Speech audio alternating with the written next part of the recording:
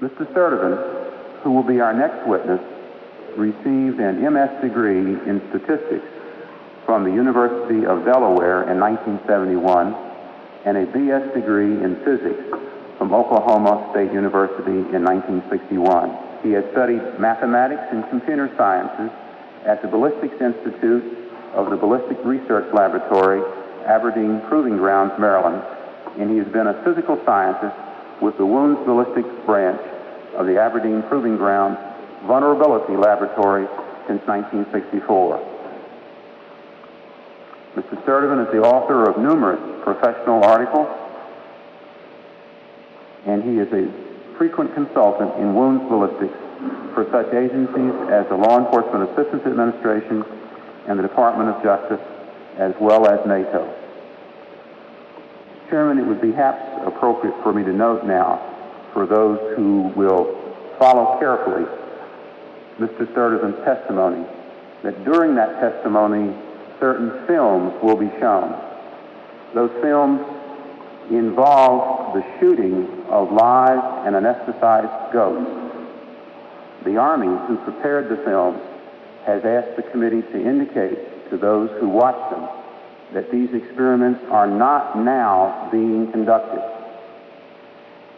It also suggested, and I think perhaps rightly, that those who might be of delicate sensibility or small children should not watch these films.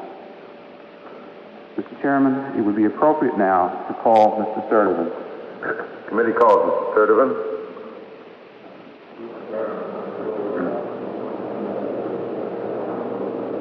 Would you raise your right hand and be sworn? Solemnly swear the testimony He's being sworn right now. Truth, the whole truth, nothing but the truth. And will testify, as you've heard, about ballistics.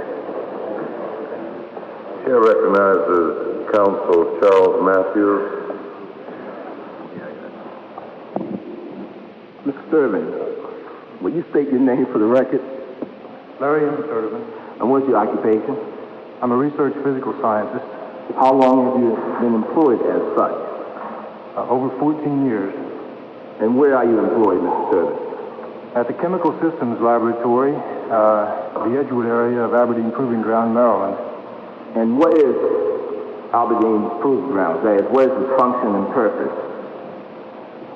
Well, located at APG are a collection of a great number of U.S. Army agencies who conduct research, development, test and evaluation of weapons, vehicles, and other equipment for the Army and for other DOD agencies and other government agencies. Within the Edgewood Laboratory of Aberdeen Proving Grounds, what specifically are you involved in? Well, we do work in the general areas of wound ballistics and application of mathematics to chemistry. In wound ballistics, we do studies on human vulnerability and protective devices, which includes trauma from ballistic projectiles, for example, bullets from handguns, hunting rifles, or military rifles, fragments from exploding munitions such as grenades and artillery, blunt trauma from debris from explosions, for example, or riot control devices, combat simulation devices which have fallen short among troops, blunt trauma behind body armor, that is bulletproof vests and flak jackets, which have stopped bullets and fragments and other debris. Yes. What specifically, Mr. Sturdivan, are your exact duties within your laboratory? Well, generally, I'm in the business of producing predictive models of effectiveness of weapons, studying the behavior of bullets inside tissue and tissue simulants, and exterior ballistics, of course. Would it be safe to say that you study the characteristics of bullets in flight, You study the characteristics of bullets as they penetrate solid masses, and you also study the characteristics of bullets once they enter the human body and the effect of those bullets on the human body. Well, yes. Would you describe that as the wound ballistics field?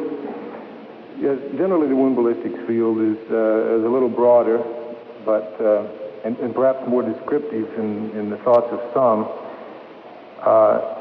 At our laboratory, we try to concentrate on the predictive models of behavior of bullets, particularly the full-jacketed military bullets that we are used to dealing with.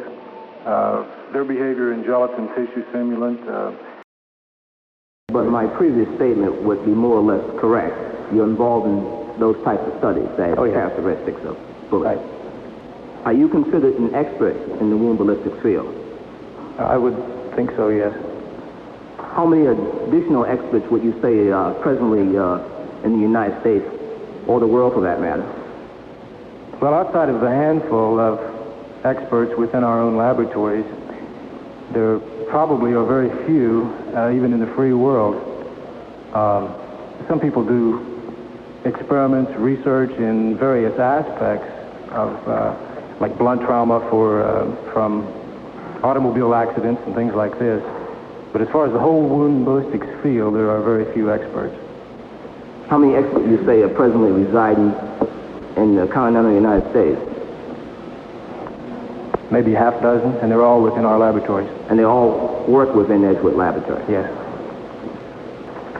How long have you worked in the wound ballistics field? Over 14 years. Over 14 years? Yeah, my entire federal service. Mr. Sturdivan, has your laboratory ever conducted any experiments or studies on the characteristics of the Mannlicher Carcano rifle and the 6.5 millimeter bullet? Yes, in 1964, we performed tests at the request of the Warren Commission in connection with their investigation into the assassination of President Kennedy. And what type of tests did you perform? Well, we did air retardation, retardation in a gelatin tissue simulant, tests of cadaver wrists, some skulls, into some anesthetized animals.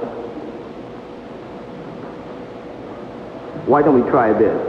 Before we attempt to get into testimony that will bear directly on the assassination of President John F. Kennedy, why don't we attempt to explain the terminology and methodology that's utilized in the wound ballistics field? And for that purpose, could we have one of the bullet brought up to Mr. Sturdivan? The bullet in the cartridge. One of the committee clerks is now bringing the bullet, a large sort of model, I think, of the bullet over to When you use those two Sturdivan. devices for your explanation, let's assume that the cartridge is in the chamber, the bullet is detonated. What happens then? And explain by holding up one of those exhibits and explain precisely what happens in the moment the bullet is detonated. Okay, the bullet begins to move down the barrel of the rifle. As it does, it engages the grooves and the areas, the raised areas between the grooves of the rifle, which are called lands, which impart a spin to the bullet. This spin is like one turn in from 8 to 14 inches, depending on the exact physical characteristics of. Why is the spin necessary? Well, the spin is necessary to give it stability in the air. Stability like a spinning top, a child's top, which will stand on its end while spinning. This is called gyroscopic stability. Now, as the bullet emerges from the end of the rifle, the hot expanding gases that have been pushing it down the barrel are then free to expand. And as those gases expand, they move past the bullet, creating a temporary instability in the bullet, much like tapping the side of the spinning top. And as that happens, the bullet begins to go through a gyrating, wobbling motion, where it its yaw increases, yaw being the angle of the bullet measured with its line of flight.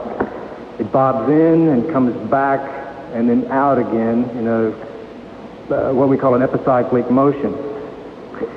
The bullet, of course, has been designed to be stable, and therefore this yawing motion, the wobbling motion, damps out very quickly, so that at less than 100 meters, it will approach a very, very small yaw and sit spinning for the next 200 or 300 meters. Will that yaw have any effect at all on the velocity of the bullet as it goes through the air? Well, only in a negative manner. If the yaw is excessive, the drag will be excessive and the loss of velocity will be excessive. And that's the reason that most bullets are designed to fly at very low yaw. Of course, far downrange, several hundred meters, the yaw begins to grow, and then the bullet eventually would lose all gyroscopic stability and start tumbling end over end. Now, you said after about 100 meters, I believe, the bullet will begin to stabilize. Well, it's stable from the moment that it emerges from the muzzle. At about 100 meters, it reaches a very low yaw, perhaps less than a degree in most cases. Does stability have any effect on velocity as the bullet is flying through the air? Well, only in that it affects the yaw. Would you say that the Manley Kersicano 6.5 millimeter bullet is a stable bullet? Oh, yes. It's a very stable bullet, perhaps one of the most stable bullets that we've ever done experimentation with. And how do you determine the characteristics of bullets in flight? What devices are utilized in your field to determine these characteristics? Well, we use a number of devices like... Let me at this time, Mr. Sturdivan, direct your attention to what has already been marked, JFK Exhibit F-111. Very well. I'll go ahead while they're putting it up. We sometimes fire through pairs of metallic-coated screens, which are set so that a chronometer can measure the time between those pairs of screens. We also take flash shadowgraphs of projectiles, and what you have displayed here is a flash shadowgraph of a projectile in air. Will you describe this Exhibit 111 for the benefit of the committee? Very well. This picture was taken by casting a shadow of a bullet on a piece of photographic film, obtained from a very short duration flash from a spark or an exploding wire. Not only do you see the bullet, but you see the turbulent wake of the bullet and the shock wave, the bow wave coming off of the point of the bullet, and a second shock wave coming off of the rarefied turbulent wake. Now, this is characteristic of a supersonic bullet. A subsonic bullet will not cause a shock wave such as this. WXCR Pictures like this and a shadowgraph of the bullet. For instance, let's presume that that's the horizontal view. We'll take a second view of the bullet from right angles.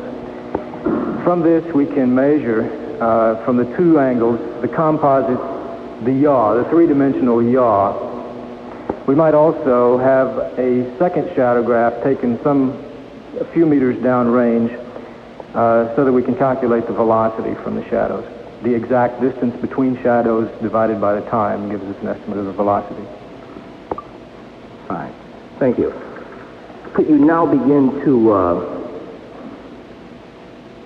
characterize for us the type of devices or materials that are utilized in the study within the wound ballistics field? For example, do you use human cadavers for experimentation in the wound ballistics field? Not as a matter of course, really. We used cadaver wrists in the 1964 Warren Commission study at the request of the Warren Commission, and dried human skulls that we had obtained from the biological supply houses. But ordinarily, we do not use human material, no. Or what other kind of substance are utilized for experimentation purposes? Well, we use sometimes animal tissue, but for the most part, we use a tissue simulant, 20% gelatin gel, which is cast into blocks. Say, gelatin gel. Is that like Jello? Well, Jello is probably about 5% gelatin. We use a stiffer composition, about 20% gelatin. Is that as good as human parts or human tissue for experimental purposes? For studying the characteristics of bullets, it's much superior to human or animal tissue because you can see through the gelatin. You can watch the behavior of the bullet inside the block with high-speed movies.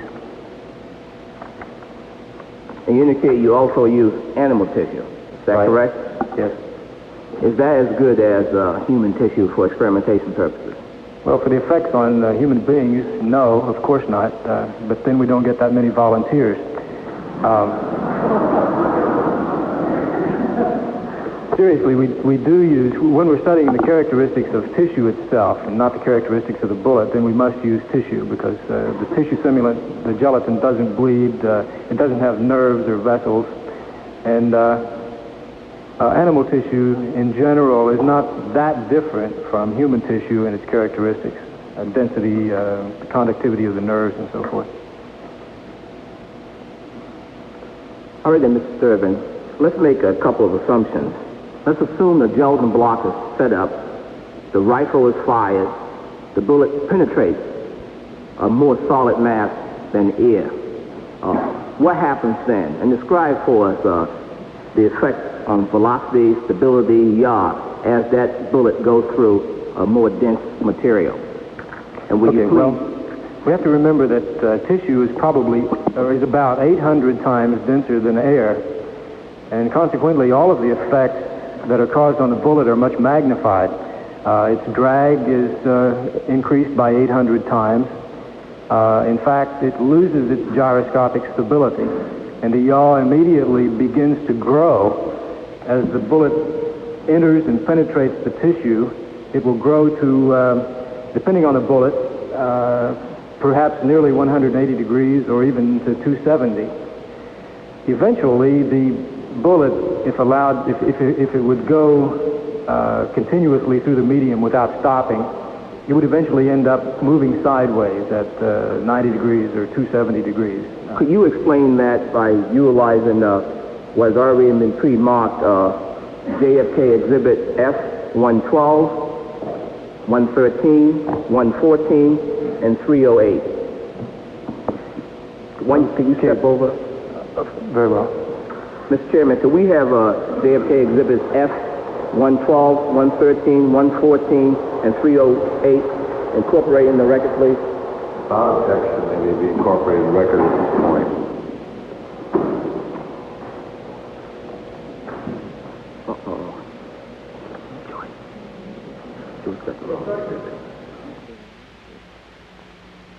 Okay, starting first with F-112, we see here a Clark shadowgraph, a flash X-ray of a bullet in flight.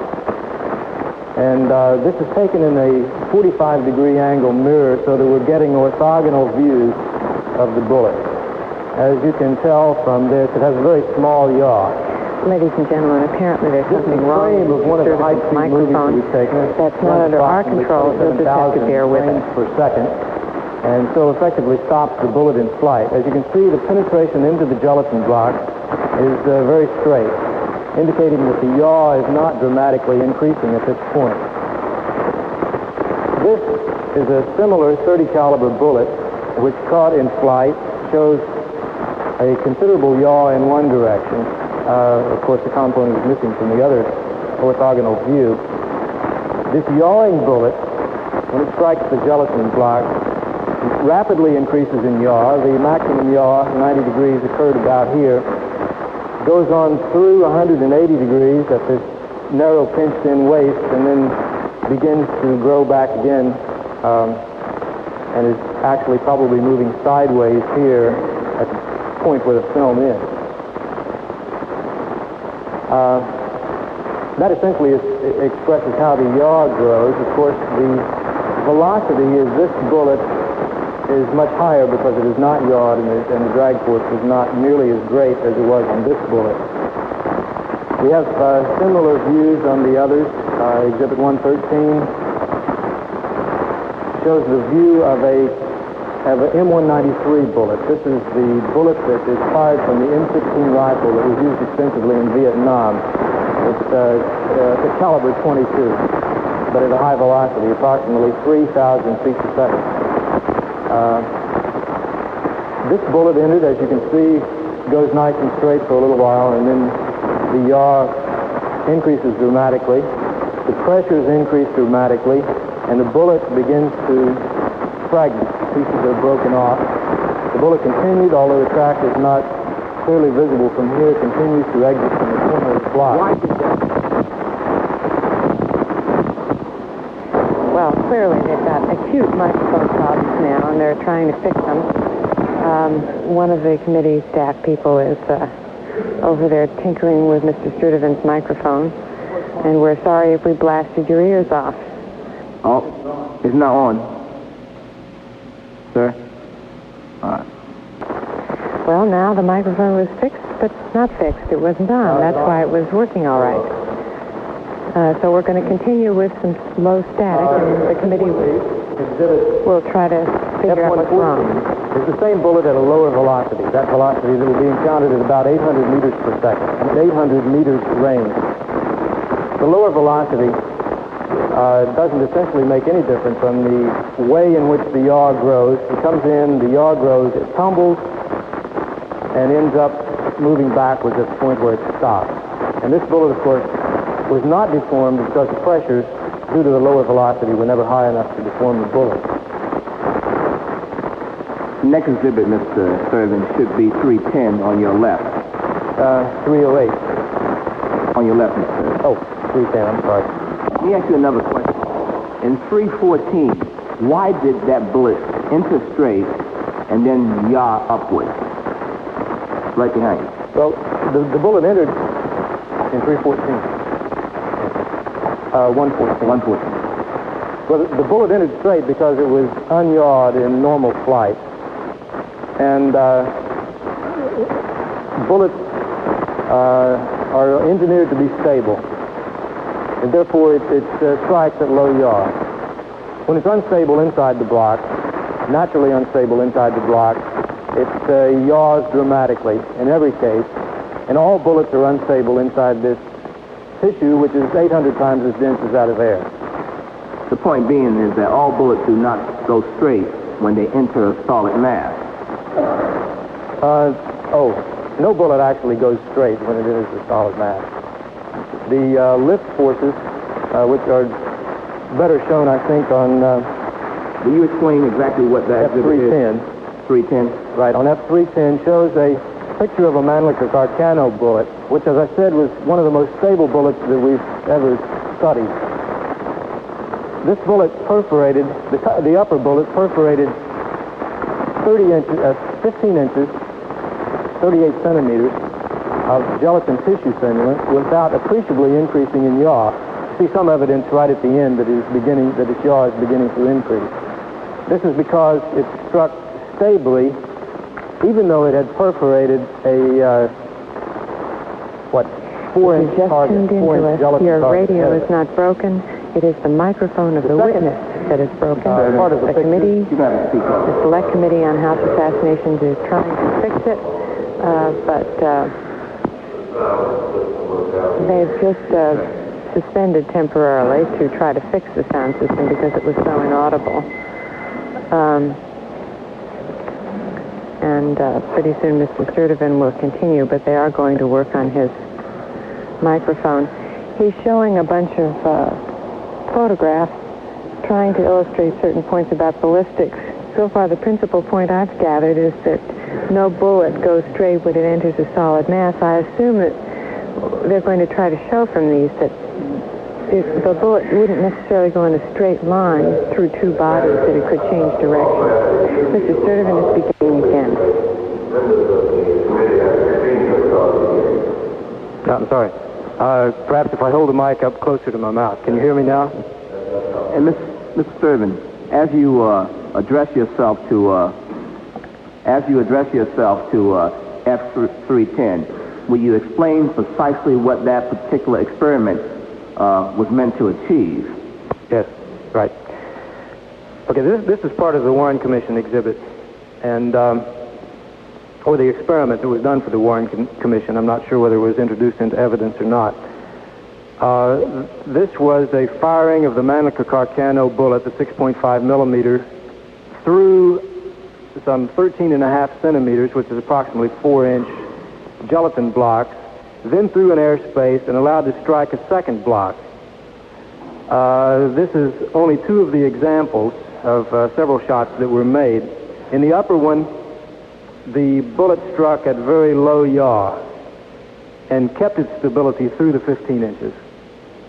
When that bullet struck, after passing through a second target, through the first target, struck the second target in an unstable or yawed position, then this curving path is what resulted. Now, what happens, of course, is that the bullet goes in because the flow of the gelatin around the bullet is not perfectly symmetric. It develops a lift, much like an airplane wing, and will deviate from its path, making a curved path through the gelatin.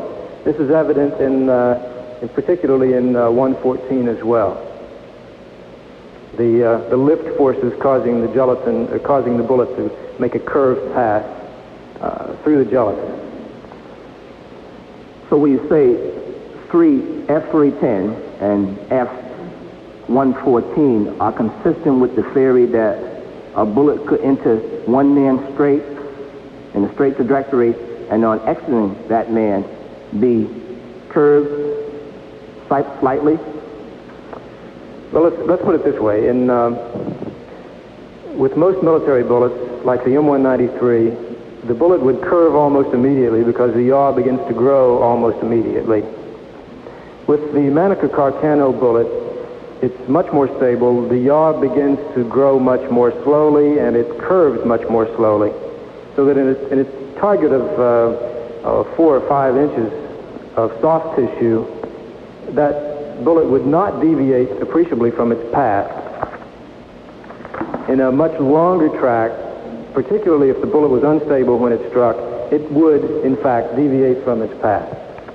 It would not go in a straight line.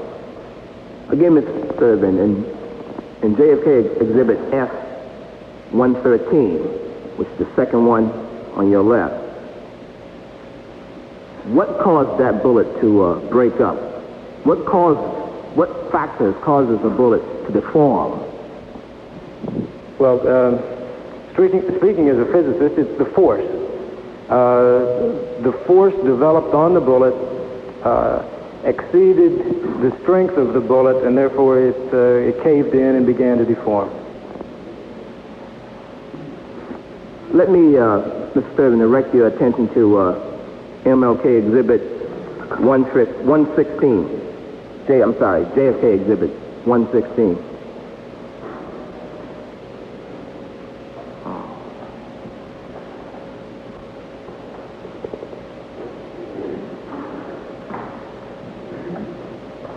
Could you describe, for the benefit of the committee, exactly what experiments were conducted utilizing this particular exhibit? Very well. The upper one, labeled A, is again a Mannlicher-Carcano bullet, not striking another target previously, but striking this as the initial target, and as you can see, it's quite stable all the way through the 15 inches of gelatin. The block labeled B is an example of a 7.62 millimeter M80 bullet, which is fired from the M14 rifle. That is the NATO standard 30 caliber bullet. As you can see, it was initially stable. It caused a nice clean track, began to yaw, and at approximately 10 inches was at 90 degrees, continued to yaw on past, and exited probably something less than 180 degrees. The third block, labeled the caliber .257 Winchester Roberts, is a normal, typical hunting bullet that has a soft nose. Of course, a hollow point would behave exactly the same. It has a very short, stable track, but the bullet begins to expand immediately on impact. And the only reason that it has any short track is that it takes it a finite time to expand into its final deformed condition. And its drag force is much increased as it begins to expand, and it's a positive feedback. As it expands, the drag force increases. As the force increases, that increases the expansion. So it rapidly expands, causing this massive wound track early in the block, and then comes to a rest. So this essentially explains the difference between a military bullet and a soft-nosed hunting bullet. The military bullet, being solid, depends on its yawing to deform, whereas the hunting bullet will deform immediately. Are you able to predict the drag force on the bullet scientifically? Well, yes. For military bullets in particular, we are able to predict the drag forces with some precision. And how are you able to do that? Well, through our mathematical models of the physics of what happens to bullets in gelatin. Let me direct your attention to JFK Exhibit F-115. Can you explain briefly, for the benefit of the committee, how people in the wound ballistic fields are able to predict drag force? Okay, this is a very simple drag force equation, actually attributed to Sir Isaac Newton, the man who invented calculus, also invented ballistics, I guess. Typically, you might see this as the drag force as a function of the other materials. The way I've expressed it here, the drag force is divided by the presented area. This gives us the pressure on the bullet. And the units that we would be most familiar with in describing this pressure would be in like pounds per square inch. And as most of us know, at some level of pressure, pounds per square inch, any material will deform. So here's the drag pressure, which is a function of some dimensionless drag coefficient multiplied by the density of the material that it's flying through and the square of the velocity. So we can see here all of the essential elements that contribute to increasing force.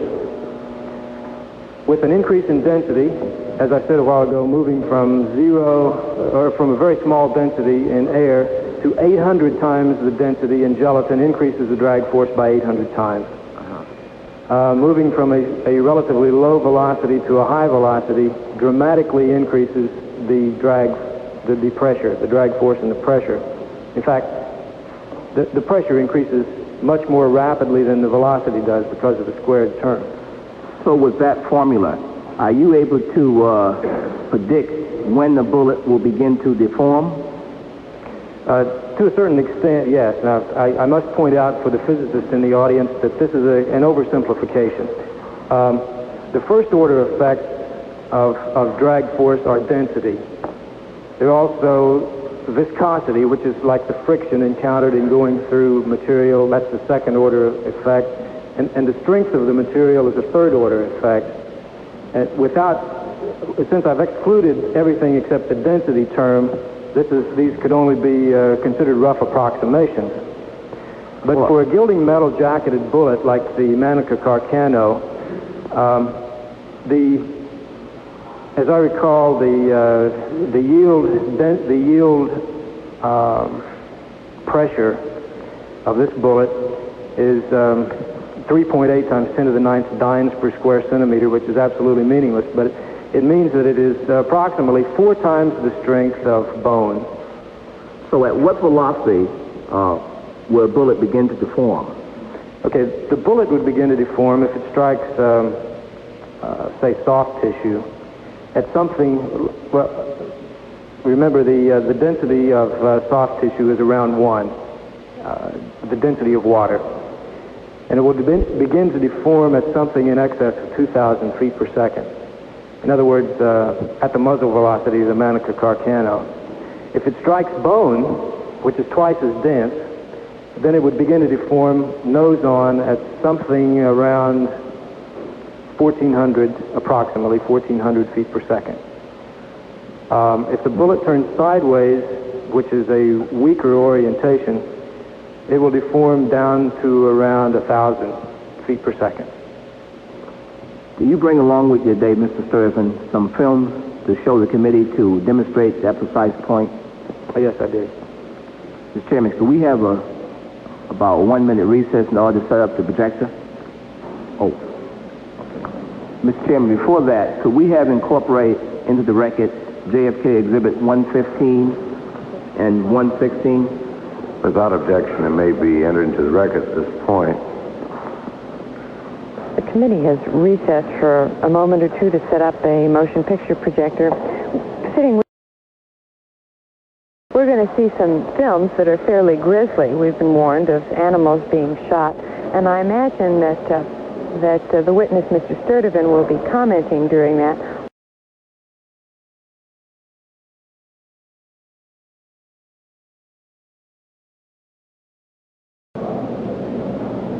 Mr. Mitchell, are you ready to proceed?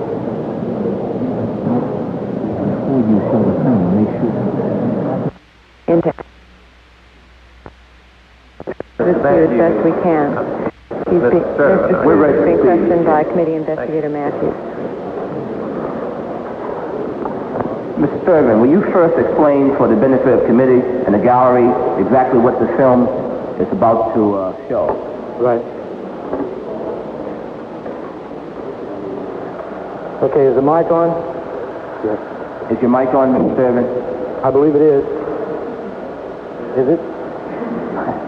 Before you run the film, what we're going to see here is a gelatin block being struck by a .30 caliber. That is a 7.62 millimeter military bullet. It will be coming in from the left, strike the block at approximately 2,800 feet per second. And at first I'll run the film at approximately 24 frames per second. I'll go through and then I'll back up and explain frame by frame what's happening. Okay, this is the first frame that you can see the bullet beginning to penetrate the left-hand side of the block. It travels in a reasonably straight line. The yaw is beginning to increase at this frame, the second frame. The yaw has dramatically increased. You can begin to see the radial velocity of the tissue as the tissue simula as it's thrown away from the bullet that's moving through the gelatin. Many people have called this a shock wave, but the bullet is actually not moving at the speed of sound in gelatin. The speed of sound in gelatin is approximately 5,000 feet per second. This bullet is moving much less than half that velocity. But what's happening here is the gelatin is being pushed out of the way as the bullet goes through. It has to be very greatly accelerated to be moved out of the way at the instant that the bullet is passing. That radial velocity, which is imparted not only to the material that's in contact with the bullet, but everything all the way out to the outside of the block, that radial velocity continues to move after the bullet has gone. The bullet is passed, the cavity is still opening up because of that radial velocity. Now that's not an air-filled cavity, that's a vacuum cavity. And because the gelatin is still moving... Hold your mic up, please. Did I lose my mic again? You have it now.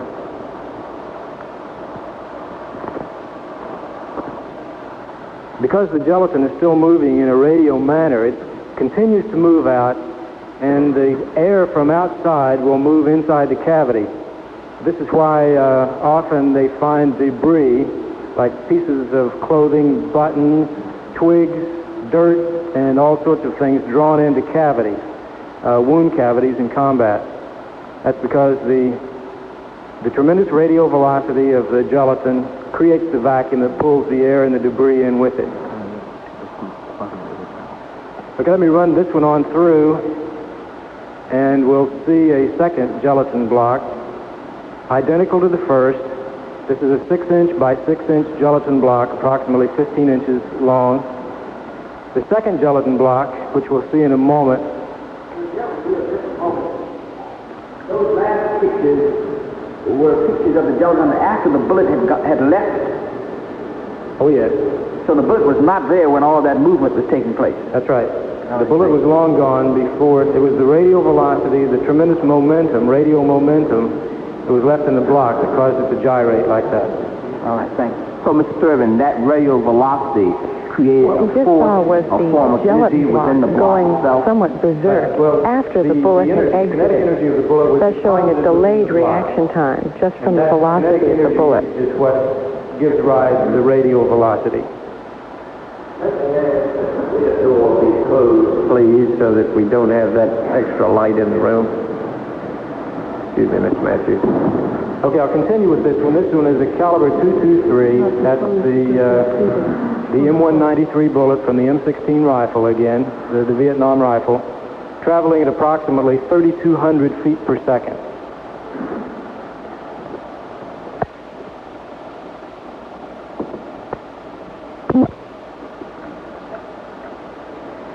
Okay, now this one, as you can see, is, well, it's much higher velocity. It went in with a reasonably straight path and then tumbled very quickly, and the drag force, the pressures that were exerted on this bullet at that point caused it to break up. Each of those little points that you can see looks like fingers pointing to the right. Each of those little points is a separate fragment. At what velocity do you think that bullet broke up at? Well, the bullet broke up at almost its muzzle velocity. The bullet would break up, as I said before, at about 1,000 feet per second. But, well, it would begin to deform at 1,000 feet per second. But remember, the higher the velocity is, the higher the forces are, and the much more extensive the breakup is.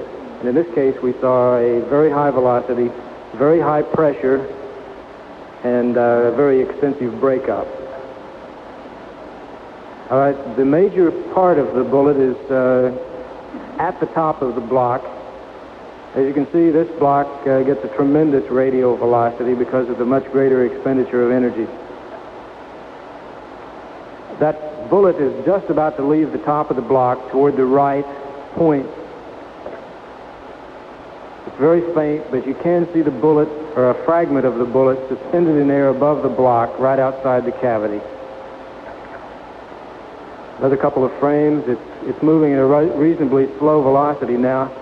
It's sitting right at the corner of the fiducial marker above the block, the major fragment of the bullet. The remaining fragments of the bullet are still within the block.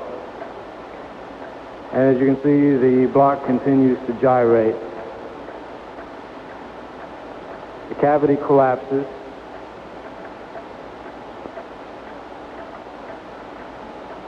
And then, in fact, rebounds.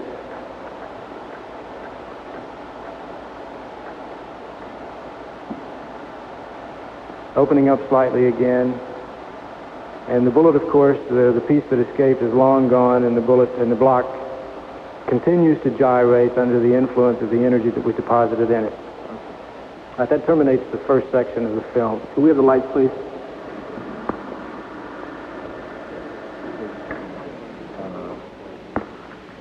About 7 pounds.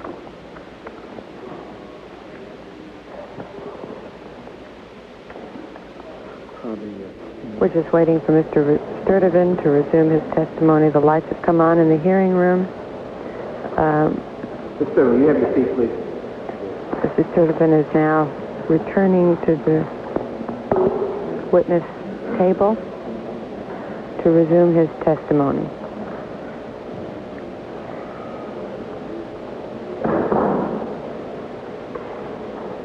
Those gelatin blocks show a lot what happens to the human body. Is that the same as shock waves? Oh, no.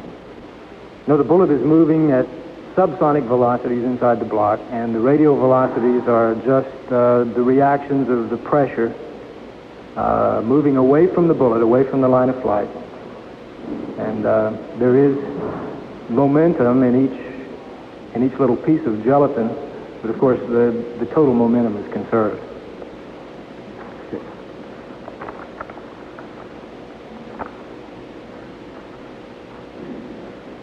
Mr. Sturdivan, let me direct your attention to JFK Exhibit F-273, 320, and 294. The exhibits are now being put on the easels for Mr. Sturdivan to refer to. I should add that in the second gelatin block we just saw shot into, everything seemed to fragment. The bullet didn't come out whole at all. Just a small portion of it came out. In the first one, the bullet emerged in toto pretty much. It wreaked havoc with the gelatin block, but it emerged in toto. We'll continue on now. That indicated, in his opinion, that the bullet struck President Kennedy in the skull, or in the neck, I should say, back to the neck. Excuse me, his rear back, out of his neck, and then passed straight through, which is shown by the exhibit on the left. The question These are all I want to exhibits pose that to you Dr. is Wecht, the critic of the autopsy panel, presented yesterday to dispute the autopsy panel's findings. If you have a better than average understanding of mathematics, assume you're a professor in a major college or a high school. If you had a student and he came to you and presented this as evidence of what occurred in Dealey Plaza on November 22nd, 1963, would you give him an A for a brilliant piece of scientific analysis, or will you give him an A for speculation? And explain why you would give him an A for one or the other. Well, it's difficult to evaluate just a final drawing. Of course, you'd have to go through the mathematical manipulations that went into such an analysis. I would presume that that the individual had much more information than we have presently been given. That is, the Zapruder film shows a horizontal view of the president, the governor, and the car. And from that view alone, it would be virtually impossible to reconstruct a plan view that's shown here. It's at 90 degrees. The relative position of the two people would be impossible to determine from that film alone. What other factors will you need to know before constructing that exhibit? Well, we'd have to have the position of the two people, not only their position of their center of mass, which Dr. Wecht indicated yesterday would not change very much in a major part of a second, but you would have to know the exact position of the head, the neck, whether a person was moving at the time, had stopped to look down at something on the floorboard. In other words, the exact position of each occupant of the car would have to be determined from something other than the Zapruder film. Well, you have to know the speed of the automobile, the elevation of the automobile, the fact that it was going down a slight incline, which was changing. Would the weather have any factor, play any role? Weather, probably not, no. Except for the initial velocity of the bullet, which happens to be a little higher in warm weather because the cartridge is higher, is hotter. But that is masked within the normal variance of the velocity of the bullet anyway. What would you say that, as a scientist, that the probability is of recreating that event? Well, given sufficient evidence, the probability would be quite high. But then I'm not in a position to state whether there's sufficient evidence to reconstruct such a drawing. Certainly, Dr. Wecht didn't give us sufficient information yesterday to allow a reconstruction of this event. Thank you. Do you care to comment on any of the other exhibits? Well, Now that it's here, perhaps we could go into the relative deformation of the several bullets that are shown on the exhibit to the right. I can't remember the number. I believe that is, do we have that? That is JFK Exhibit F-294. On 294, it shows a picture of 5 bullets. Commission Exhibit 399, of course, is the infamous bullet.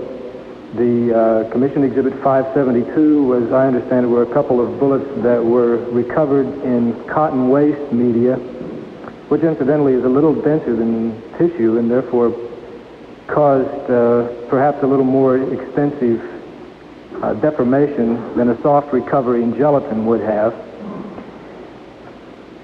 Exhibit 583 is a bullet that has ricocheted from the rib of a goat carcass, as Dr. Wecht indicated. However, let's remember that the goat, which is roughly 100 pounds, is much, much smaller than Governor Connolly, and therefore the bullet passed through a relatively small amount of soft tissue before it hit the bone, and therefore lost correspondingly less velocity. So we would have to say that the striking velocity on that bullet, CE 583, was much in excess of the striking velocity on Governor Connolly, even if the bullet had passed through nothing before it hit Governor Connolly. CE 856 is a bullet that was shot directly into a cadaver wrist without passing through anything before it hit. And it's characteristic of the kind of deformation that you would expect on a bullet that strikes at high velocity. In other words, this was direct proof that the bullet that struck Governor Connolly's wrist was not at high velocity. That is, the 399 was not at high velocity. Otherwise, it would have been deformed as this bullet would have been, was, in striking dense bone. Thank you, Mr. Sturdivan. Let me direct your attention now to JFK Exhibit F-255 through 258, which is frame 313, 14, 15, and 16 of the Sabruta film, and JFK Exhibit F-66 and 53.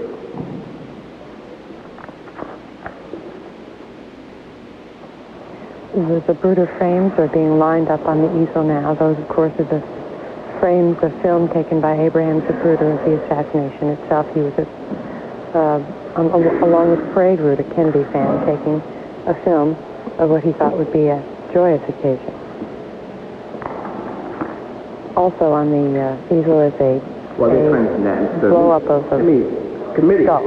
Has received some evidence to the effect that the second shot that hit President Kennedy entered through the rear of his skull and out the right front. As you can see from the exhibit, the president's head seemed to have exploded. This explosion has led many people to conclude that the president may have been shot with an exploding bullet or a frangible bullet. By studying these exhibits, could you comment on whether that theory is a possibility? Well, literally an exploding bullet would be a bullet which would have some high explosive incorporated within the structure of the bullet that would be detonated at impact on bone or soft tissue. And such bullets do exist. A frangible bullet is one that is made to deform very rapidly. And in fact, most of them are made of some sort of matrix with metallic powder inside that matrix. And essentially, I think that you could probably not tell the difference between the skull that had been hit with an exploding bullet, one that had been hit with a frangible bullet, or one that had been hit with a hollow point or soft-nosed hunting bullet, or a hard-jacketed military bullet that had deformed massively on the skull at impact. In fact, all of those situations would look in a film like this, which is taken at ordinary speeds, to be very much similar.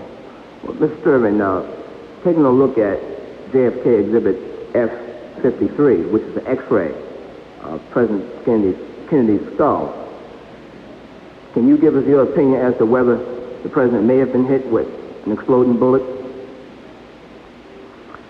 Well, this adds a considerable amount of evidence to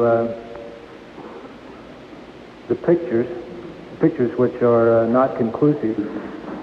In this enhanced X-ray of the skull, the scattering of the fragments throughout the wound tract are characteristic of a deforming bullet. Now, this bullet could either be a jacketed bullet that had deformed on impact, or a soft nose, or a hollow point bullet that was fully jacketed and therefore not losing all of its mass. It is not characteristic of an exploding bullet or a frangible bullet, because in either of those cases, the fragments would have been much more numerous and much smaller. And a very small fragment has very high drag in tissue, and consequently none of those would have perforated very far. In those cases, you would definitely have seen a cloud of metallic fragments very near the entrance wound. So this case is typical of a deforming, jacketed bullet, leaving fragments along its path as it goes. Incidentally, those fragments that are left by the bullet are also very small and do not move very far from their from the place where they departed the bullet.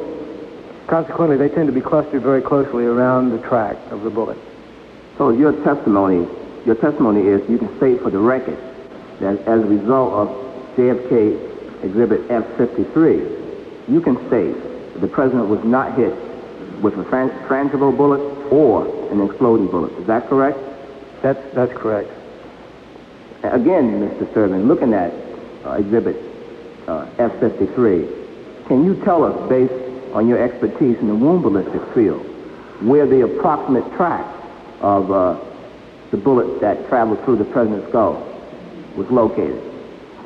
Well, there's extensive deformation at the top of the skull, which indicates that the radial velocity that was imparted to the tissue broke it open, and therefore relieved the pressure at the top, and, well, either to the right or the left, since you can't distinguish on an X-ray.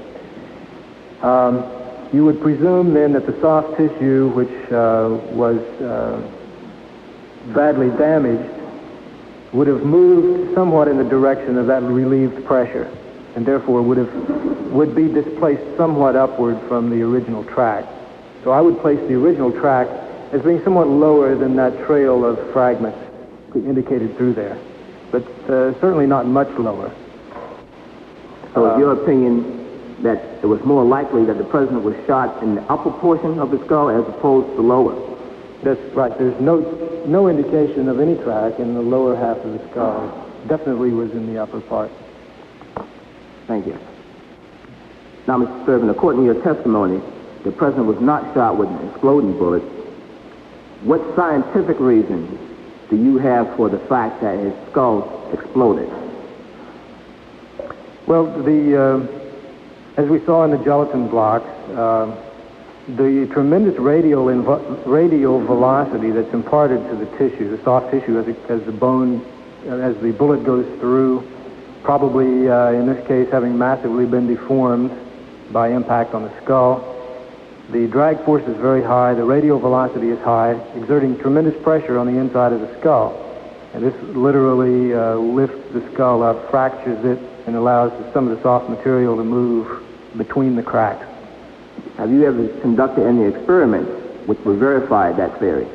Yes, in the 1964 study for the Warren Commission, we did do several studies on skulls. Did you record those studies? We record them in still cameras and also with movies. Do you have that film today? Yes, I do. Before you show it to the committee, could you explain briefly what they should look for in analyzing this film? Okay, before the lights go out. The film is of 4 of 10 skulls that were shot at our laboratory with the Mannlicher Carcano 6.5 millimeter. The bullet will be coming in from the left toward the right. The skulls have been filled with gelatin and coated with gelatin in the semblance of the subcutaneous tissue under the scalp. And at the point of impact, there's a piece of goat skin with hair intact, which simulates the scalp and the hair of the possible victim. The movies were taken at approximately 2,200 pictures per second. And since the projectile is moving at roughly 2,000 feet per second, we could expect a motion of about 12 to 14 inches on each, between frames as the bullet comes in.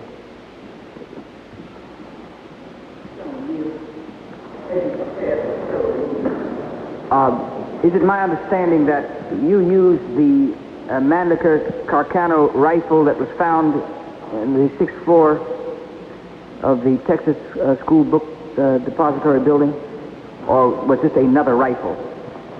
Well, sir, we had two rifles. Both of them were used fairly extensively, but we did not want to overuse the Oswald rifle because of the wear and the change of the characteristics. So I cannot state for a certainty which of these were shot with which rifle, but some of them were shot with the Oswald rifle and some with the other rifle. Thank you. So we're going to see movies of skulls that were obtained from cadavers filled with gelatin material, coated with gelatin material to simulate a human being, and then with a goat skin with hair on it to simulate scalp. And they were fired into by two Mannlicher Carcano guns. Are you ready, Mr. The type of gun used by Oswald. One of them was the gun used by Oswald, and another was just one similar to it. And we will see what the effect... There is a section of film here before we get to the skulls, which we forgot to mention, and perhaps we should go ahead and go through it since it's already there. This is a can of tomatoes, which I think demonstrates some of the principles of physics that are involved here. The picture will be much the same as those with a skull. The bullet will be coming in from the left, will strike the can, and you'll see pieces of the can moving toward the right in the direction of the bullet, but you will also see pieces of the can moving in other directions. Notably, the top of the can will be moving back toward the left in the direction from which the bullet came. Okay, you'll notice the backsplash as the bullet has entered the left-hand side of the can. The material is beginning to move back out. This is called the backsplash of the projectile. In the next case, the bullet is still within the can. We're seeing this can exploding, and interestingly, the can in some manner reacts much as President Kennedy's head did. The matter goes backward, much as President Kennedy's head went backward. And a lot of theorists have said if he were shot from behind, why would his head go behind? It would go forward. Well, in this picture, a lot of the matter goes backward. A lot of the tomato can's contents go backwards, although the can itself ends up going forward.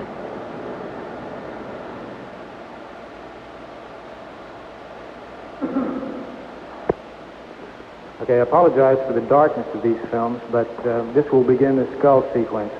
The first one is light, so let me run right through it.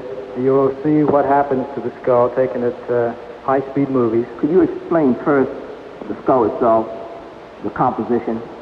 Okay, the skull was, as I said, the dried skull obtained from a biological supply house, filled with gelatin tissue simulant, and the shiny effect on the outside is coating of gelatin on the outside of the skull. To the left is a piece of goat skin simulating the scalp and hair. I'll run right through the first one.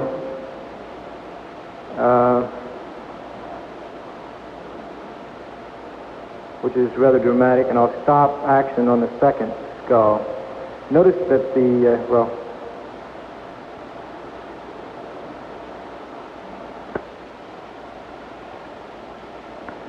The skull was just blown completely apart, totally shattered. I mean, it was just almost as if a bomb hit it. Okay, now the bullet has come in from the left, has impacted the skull through the scalp simulant, and is now within the skull. As you can see, the radial velocity that is imparted at the first part of the track has begun to crack the back piece of the skull. This is the very next frame. It shows the fragmented bullet and fragments of the skull being blown away from the front of the skull. The bullet is gone now, is that correct? Pieces of the bullet have exited the skull. It's hard to tell whether they've actually gone out of the frame or whether they may be incorporated into that white mass, which is mostly bone with a little bit of gelatin tissue simulant in it. And as you can see, the radial velocity has already begun to fracture the skull extensively along and across suture lines. As you can see, each of the two skulls that we've observed so far have moved in the direction of the bullet. In other words, both of them have been given some momentum in the direction that the bullet was going. This third one also shows momentum in the direction that the bullet was going. WSCR Amherst. Would probably go with the bullet. This is amplified, however, in these skulls because they're not tied to a human body. They're free to move from the table. Also, you'll see that as the skull goes forward, some of the material of the skull and the contents were blown out toward us. Consequently, the opposing momentum carries the skull away from us, rotates it away from us so that we can actually see the bottom part of the skull in this shot. In fact, all 10 of the skulls that we shot did essentially the same thing. They gained a little bit of momentum consistent with one or a little better foot per second velocity that would have been imparted by the bullet. And they also lost material towards us, that is toward its right, and therefore rotated toward its left.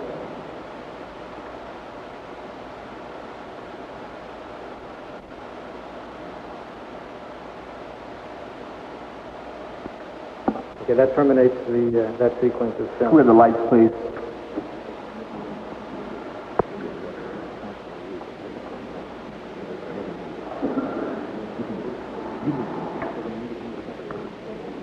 For about 10, 15 minutes.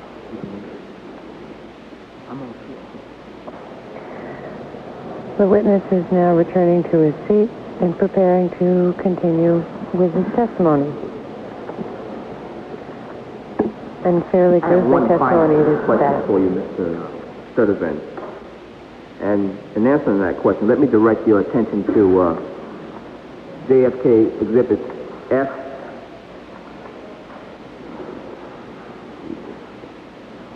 .307.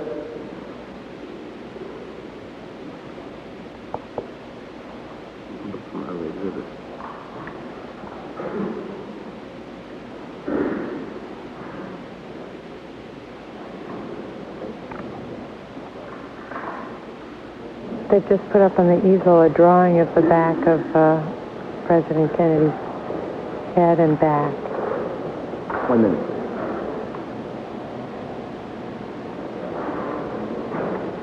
And F306. The committee staff is looking for the numbers that they want to be put up on the easel. And these others look like photographs of skulls. Mr. Sturdivan, as you can see from JFK Exhibit F307, which is on my left, the whole location is approximately in the top of the president's skull. As you can see from Exhibit F306, the whole location is in the bottom, is at the bottom of the president's skull. F306 is a skull that was utilized by Edgewood Laboratories for their experiments for the Warren Commission. Is that not so? Yes, it was. That is one of the skulls that we, probably one of the skulls that we saw in the film sequence. I guess my question is this. Would the location of the hole in the president's skull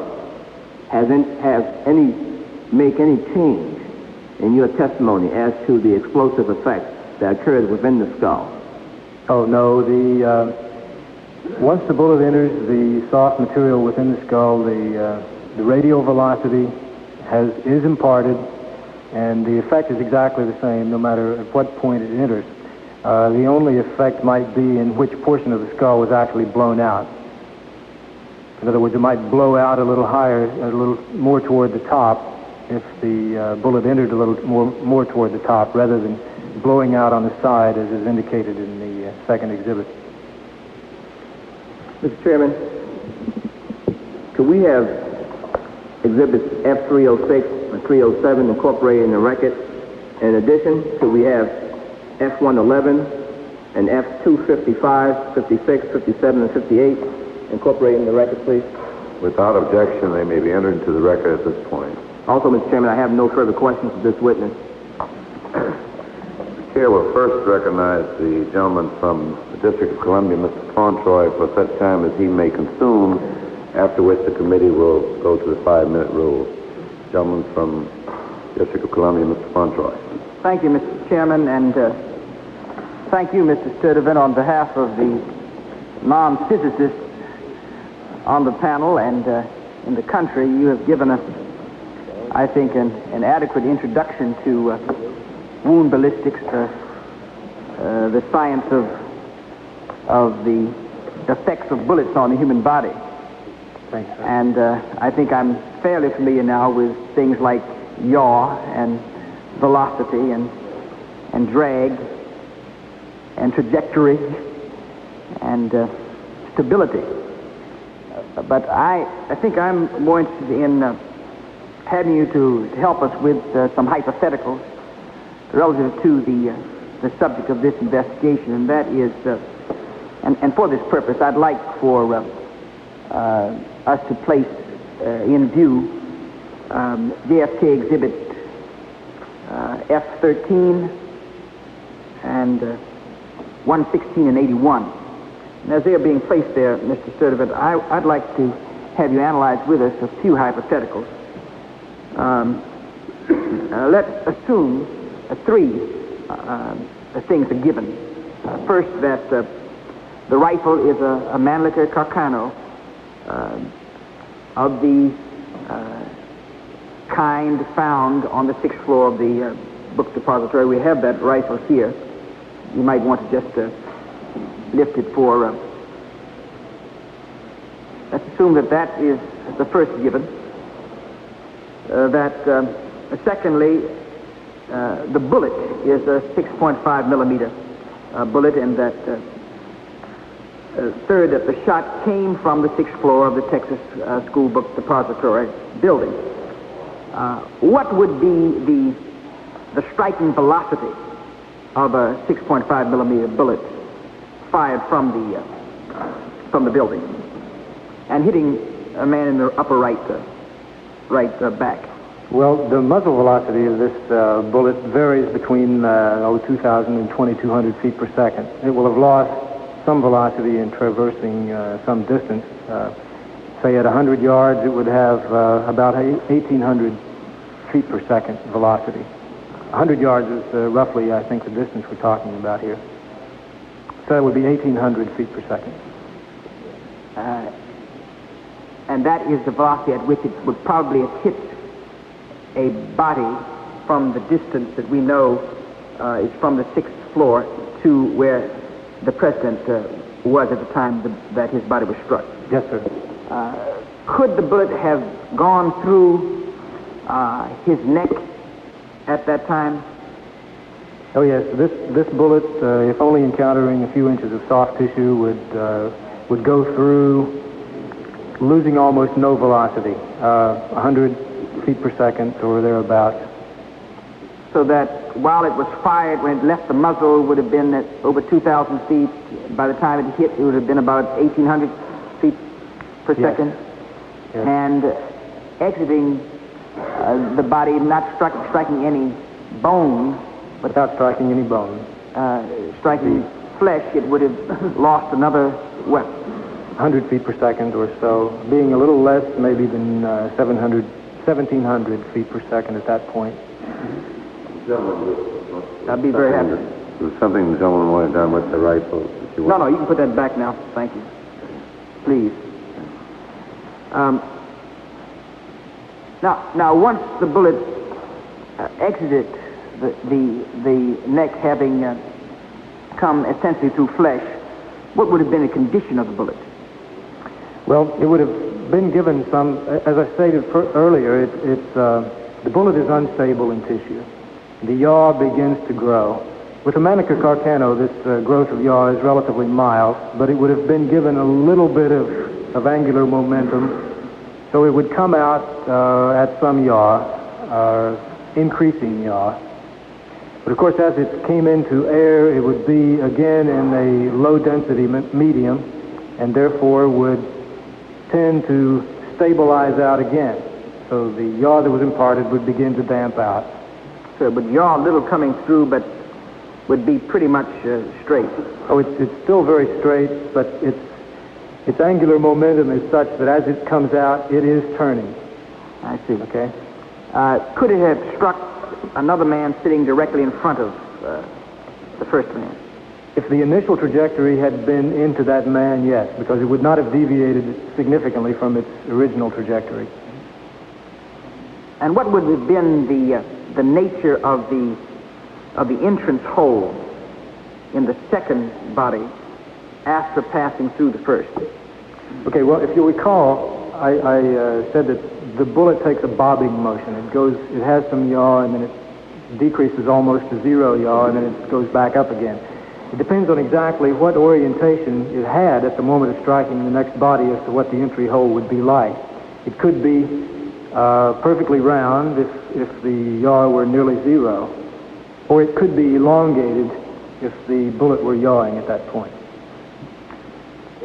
Did you conduct any experiments to determine whether a 6.5 millimeter coming through a mass like that which was the neck of the president, how much yaw it had, and therefore what kind of angle it would have hit another body? Well, we did get imprints on the velocity screens between the first target and the second target, which I showed a moment ago. And on those screens, we saw about an equal proportion of round holes and elongated holes, indicating that the bullet was bobbing in and out, and it was striking at random orientation into those screens. Mm-hmm.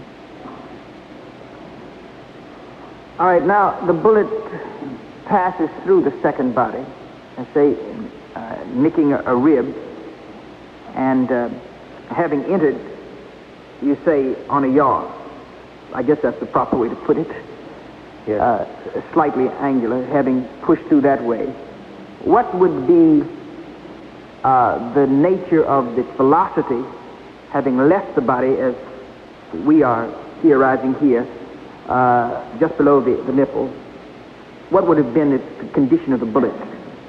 Okay, our predictive equations apply only to soft tissue, and so consequently I wasn't able to predict what this composite of soft tissue and bone would really have done.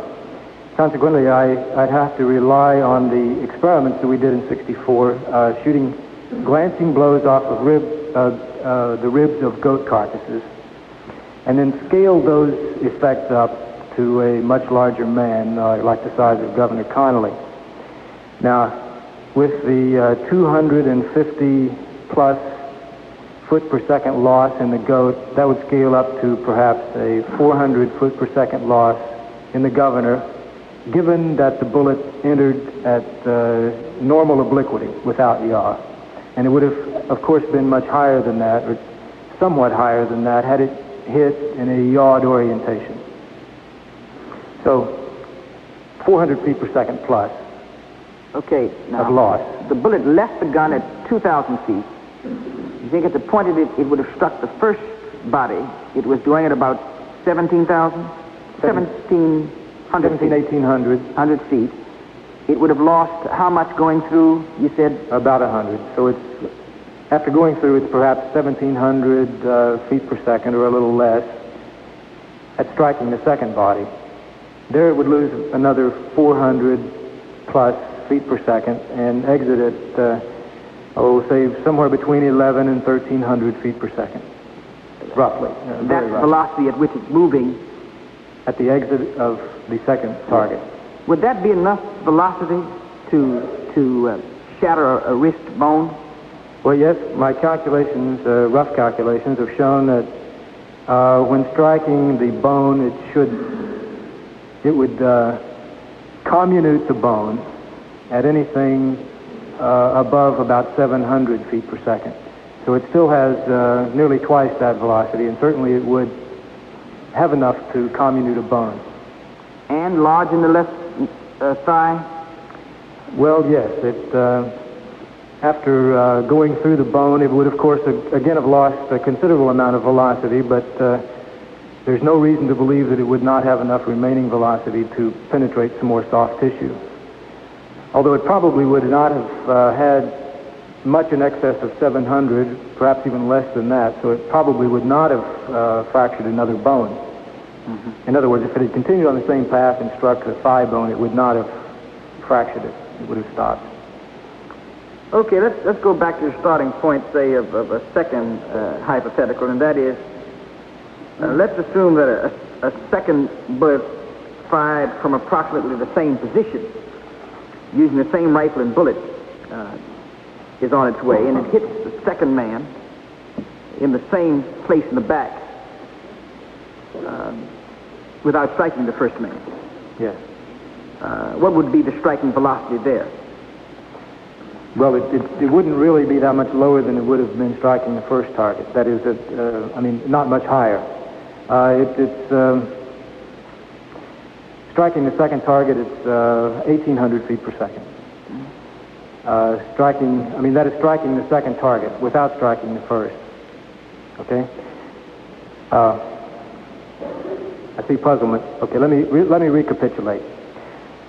In the first case, your first hypothetical, the striking velocity on the first target was around 1,800 feet per second. Mm-hmm. If it missed the first target, it would have essentially the same striking velocity when it hit the second target, which is to say about 1,800 feet per second. Now, the difference in the striking velocity having gone through the first target or not having gone through the first target would make essentially no difference in our predicted behavior in the second target.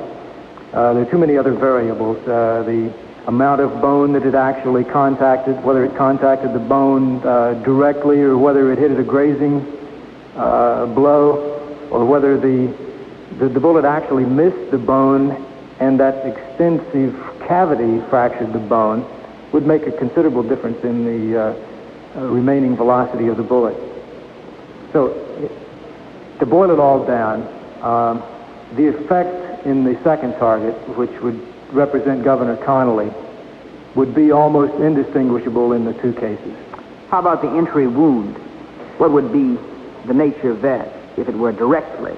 Well, there is a fairly good probability that entry wound would be elongated if it had went through another target before. It probably would have been elongated. That is, it may have gone that way rather than that way. Right. Is that what you're saying? Now, if it went directly there first, is it likely that you could have gotten that same effect? Oh, no. If it had struck without having previously encountered another target, it would never have been elongated. This bullet is too stable. It would have had to have been a nice round hole, presuming that it struck reasonably normally to the surface. Excuse me. Was it a... I'll have to review. I can't recall. Staff will bring me up to date on whether or not that entry wound was a round hole. All right. Okay. Again, in our second hypothetical question, assuming this bullet traveled at a downward trajectory and exited below the right nipple and smashed into the right wrist and then into the left thigh, would the exit velocity have been greater in the first hypothetical where it goes through two bodies or in the second? And what difference, if any, would that have made in the nature of the wrist wound? Well, in the second case, where it struck without having struck a previous target, the entry velocity would be somewhat higher. Mm-hmm. But depending on the exact effect on the bone, the amount of deformation, and so forth, it might well have been deformed a little more because it struck the rib at a little higher velocity, and therefore would have had a little higher drag after having gone through the rib. Consequently, the exit velocity would probably not have been much different, and the effect on the wrist would probably not have been much different. How much damage would have been done to the bullet in the first hypothetical as compared to the second, going through 2 and going through 1? Well, because it had traversed a little less soft tissue before striking the bone, it might have struck the rib at a little higher velocity and therefore been a little more deformed in the second case. In the first case, therefore... in the first case, less deformation to the bullet. Mr. Sturdivan, I'd like to direct your attention to JFK Exhibit F-18 there. There are blow-ups of, the one on the right, the blow-ups of 2 6.5 millimeter bullets, and a blow-up of what is now familiar to you as Commission Exhibit 399, the bullet believed to have been the bullet that went through the body of both President Kennedy and Mr. Connally. You've done some experiments with those bullets, have you not? Yes, in Exhibit 118, the 2 bullets on the left were experimental bullets that were fired at Edgewood Arsenal. The one labeled B went through approximately 30 inches of gelatin and was soft recovered. And if one were to apply the word to a bullet, this would be a pristine bullet. Perhaps the only one that we've seen so far. The bullet labeled A was one of those which was fired into the carcass of a goat and glanced off the rib.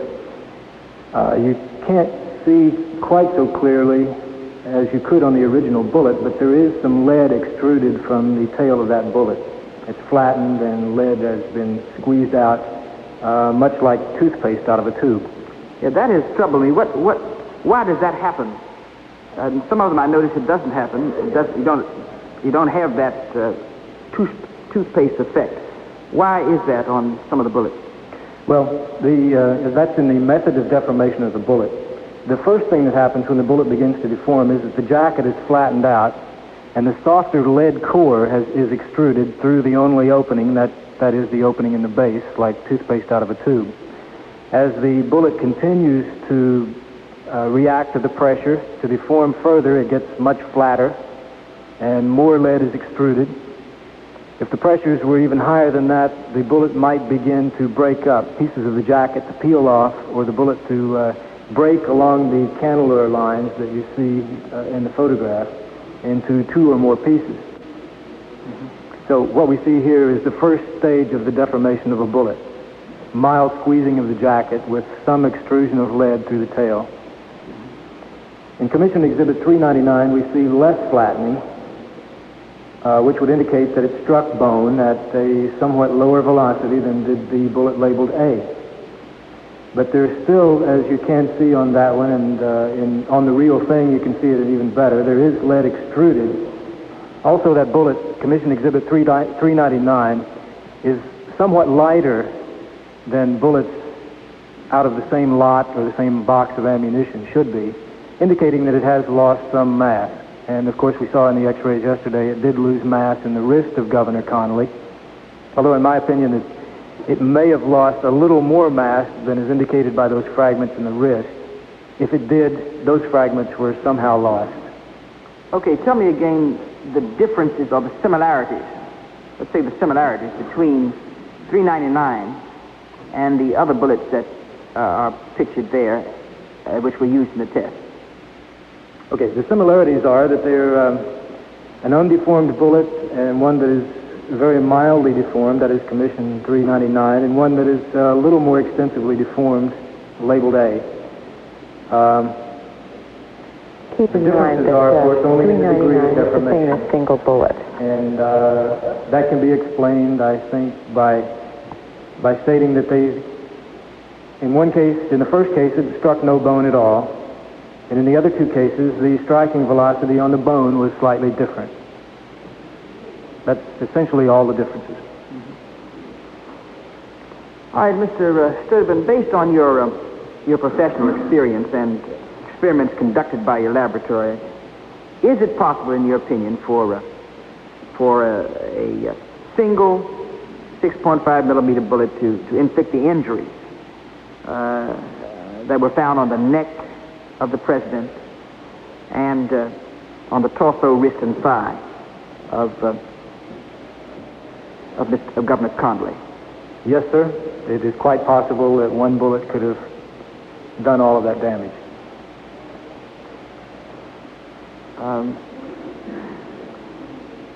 Chairman, I think I'll yield at this time to other members who may have questions. I would like to have those exhibits out, if they have not already been entered into the record, to be entered at this time. Oh, yes. Excuse me, I've been reminded there's another film that I want to look at and I don't want to look at, but I think perhaps we'd better do it. And that is, as you know, Mr. Sturdivan, I've been concerned about what appears to be the backward movement or rearward movement of President Kennedy at the time that he was hit with a second shot. And as you may recall, Dr. Barden on yesterday at least explained to us why it was the panel of forensic pathologists' view that the bullet which struck President Kennedy in the head came from the rear due to something that they call beveling. Yes. And that gives me some assistance as a layman in understanding why he would come back. But I wonder if you would care to share with us what experiments you've done that suggest that what we see in the film is really a reaction to a shot from the rear. And I know that you've done some experiments. I think we ought to share those at this time. Okay, first, I had an exhibit that I don't think has been entered into the record. It's the one with the momentum equation. I think that would help with the explanation. Staff, would you... That should be... We're waiting for the JFK to be exhibit put there. on the easel. 303. It is an equation that to the layman makes absolutely no sense at all, Okay, so we'll again, have I to wait don't for want the to try to real explanation. snow the panel with a lot of equations. I think it's important here to point out that there's a significant difference between kinetic energy and momentum. As you see on the top of this Exhibit 303, the energy, 1/2 mass times the velocity squared, is an expression of the, what shall we say, the destructive capability of the projectile. And as we all know from our familiarity with Einstein, that energy is conserved. Also, momentum is conserved, but in this case, the conservation of momentum is slightly different from the conservation of energy.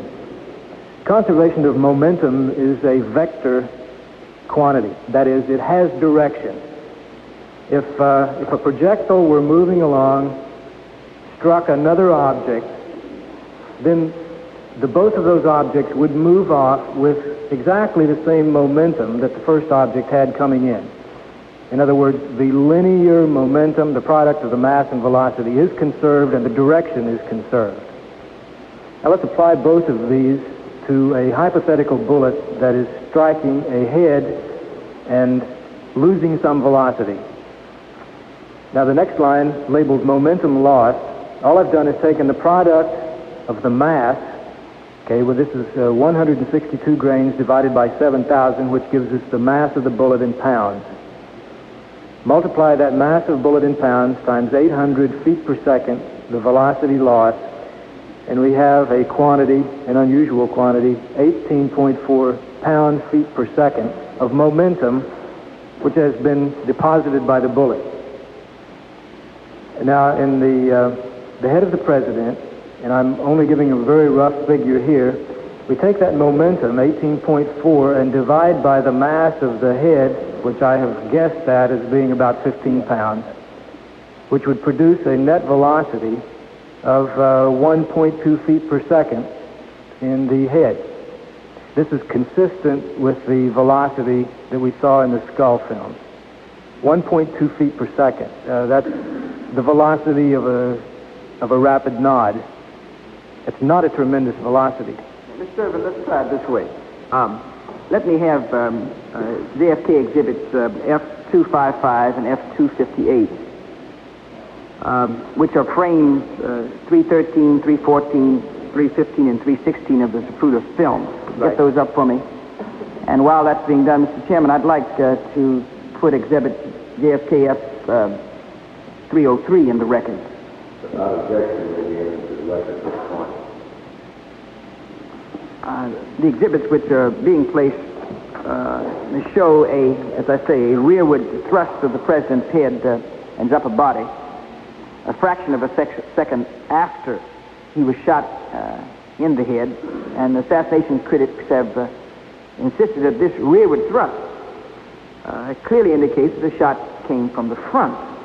The theory being that the force and momentum of the bullet, Mr. Sturdivan, carried the president's head toward the rear of the limousine. Okay, well, as we can see from the chart, this velocity of 1.2 feet per second is not the kind of velocity that would throw the president bodily around, backwards, forwards, or in any direction, no matter which direction the bullet came from. The deposit of momentum from the bullet is not sufficient to cause any dramatic movement in any direction. It would have a very slight movement. Assuming that the bullet hit him in the back of the head, it would have a slight movement toward the front, which would very rapidly be damped by the connection of the neck with the body. In other words, the head would begin to move, and then the body would be dragged forward with it at a much lower velocity. Certainly not a very large velocity, not throwing anybody anywhere. In fact, I conclude from these films that since the president does have motion, that it must have arisen from another source. That is, it could not have been the momentum of the bullet. Have you done any experiments to illustrate to us what you're saying to us? Well, yes, we have. It's some archival film that I dug out of our film library back at the laboratory. There was some film taken years ago. And let me explain before we go into the film what is going to happen, what it is. You see, nerves, what I interpret this is a neuromuscular reaction. That is, the president's moving back is the president's motion is a neuromuscular reaction. And nerves are stimulated by other nerves, by electricity, by chemical means, or they can also be stimulated by mechanical means. And we've all experienced with that when you bang your crazy bone. Mm-hmm. You get a stimulus of the nerves, a motion sometimes a partial paralysis for a little while. That's mechanical stimulation of the nerves. This mechanical stimulation, once it starts to move down the nerve, looks exactly the same as any other nerve impulse does. And if this mechanical stimulation is in a motor nerve, that is one that moves muscles, then the muscle will move. Now, the extreme radial velocity imparted to the matter in the president's head, the brain tissue, caused mechanical movement of essentially everything inside the skull, including where the cord went through the foramen magnum, that is, the hole that leads out of the skull down the spinal cord. Motion there, I believe, caused mechanical stimulation of the motor nerves of the president. And since all motor nerves were stimulated at the same time, then every muscle in the body would be activated at the same time. Now, in an arm, for instance, this would have activated the biceps muscle, but it would also activate the triceps muscle, which, being more powerful, would have straightened the arm out. With the leg muscles, the large muscles in the back of the leg are more powerful than those in the front, and therefore the leg would move backward. The muscles in the back of the trunk are much stronger than the abdominals, and therefore the body would arch backward. This same phenomenon has been observed many times by hunters in the Southwest where I came from, and the panel or the committee may very well have some experience with shooting jackrabbits. Shooting jackrabbits? Jackrabbits. Occasionally you'll see a jackrabbit sitting, and he's hunched down on his back legs, which, being the powerful running muscles, are like sitting on coiled springs. When the jackrabbit is shot through the head, every muscle is stimulated. Those powerful running muscles overpower everything, and the jackrabbit springs into the air. Obviously, his motion upwards is not as a result of the forward momentum of the bullet. Other hunters may have observed the same thing in other animals. So what we have in the film is a dramatic example taken at 2,200 feet per second of a goat, live goat, being shot through the head with a bullet.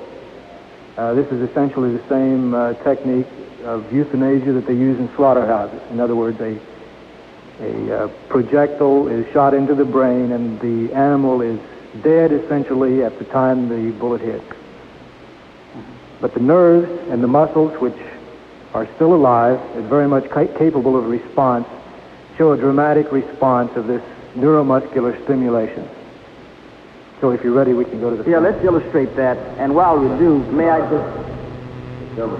I'd be happy to yield to Chairman. Prior to the production of the chair wants to engage counsel for the committee, Mr. Matthews, in colloquy relative to the film prior to it being shown. The counsel advised the committee as to the source from which you procured this film. These films were procured, Mr. Chairman, from Edgewood Arsenal by way of Mr. Larry Sturdivan. As he indicated, these films are in the archive at the Arsenal, and these experiments are no longer being conducted by the Department of the Army or Department of Defense. And I also understand that the House Select Committee on Assassinations has not caused any experiments of this nature or any similar nature to be conducted. That's correct, Mr. Chairman.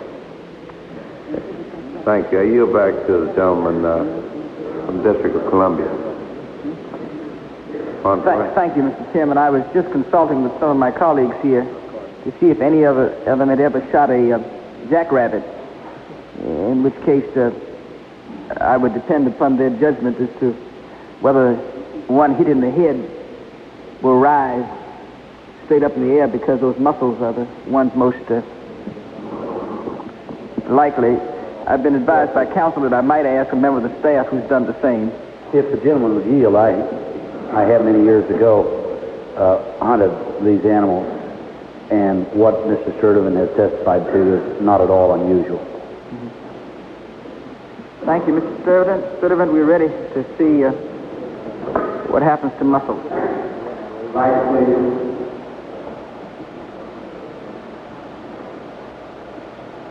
The lights are dim in the room now. We're preparing to see this film. Okay, let me stop it here and explain what's going to happen. This goat is standing with his horns taped to a bar only to preserve the aiming point of the bullet, which will come in from the right this time, not from the left, from the right, will strike the goat between the eyes. The black tape is there only to show the relative motion, which we were presuming was going to be small, or they were presuming, since this film was taken back around 1948, I believe.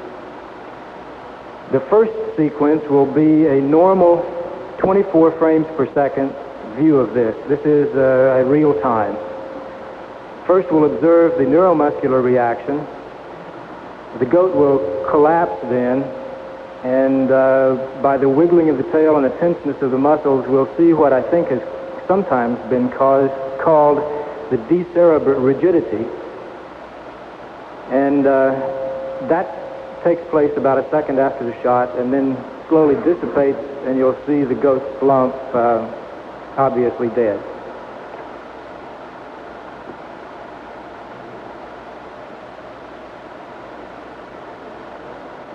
Okay, the desurrogate reaction and the terminus of the desurrogate reaction. Now this sequence will show the same goat, exactly the same shot, but in this case, the movies are taken at 2,400 frames per second. I forgot to mention that the bullet is a .30 caliber military bullet. And if I can stop this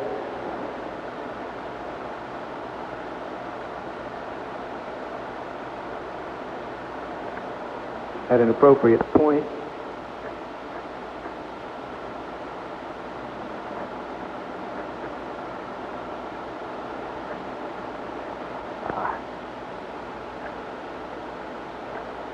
Okay, now, if you will look up at the forehead of the goat, you may see a very small white spot, which was not visible on the last frame. If you can't, don't worry about it. What it is the bullet entering the head of the goat. And if I can make sure that I have it going forward now, 0.04 of a second after that impact, then the neuromuscular reaction that I described begins to happen. The back legs go out under the influence of the powerful muscles of the back legs. The front legs go upward and outward. The back arches as the powerful back muscles overcome those of the abdomen. That was it. Now, we'll show a sequence here which I think will prove the...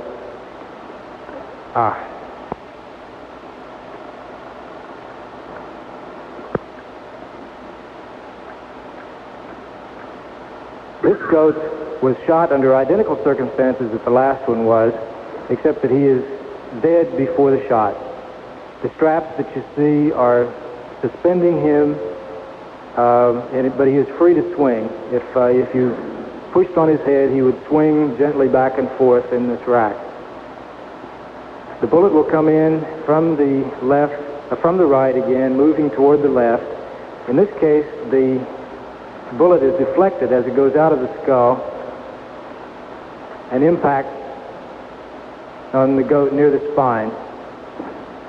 And then, as you may be able to see very dimly, right behind the goat, the bullet emerges from the back. It's deposited another few pound-feet per second of momentum in this goat. And then let me run it on through at real speed so that you can see how much displacement that goat is given by the momentum that's deposited by the bullet. And if we can bring the house lights up, it'll run for another 5 minutes without showing any movement in the goat.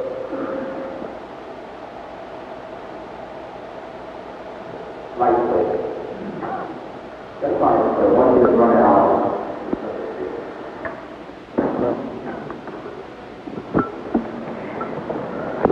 So the second film of a goat that was already dead, you just couldn't see any difference. It just stayed stationary. That was the complete difference between that and the first ghost, which was shot and reacted quite violently, collapsing totally. Thank you, Mr. Sturdivan. What you have said to us, therefore, is that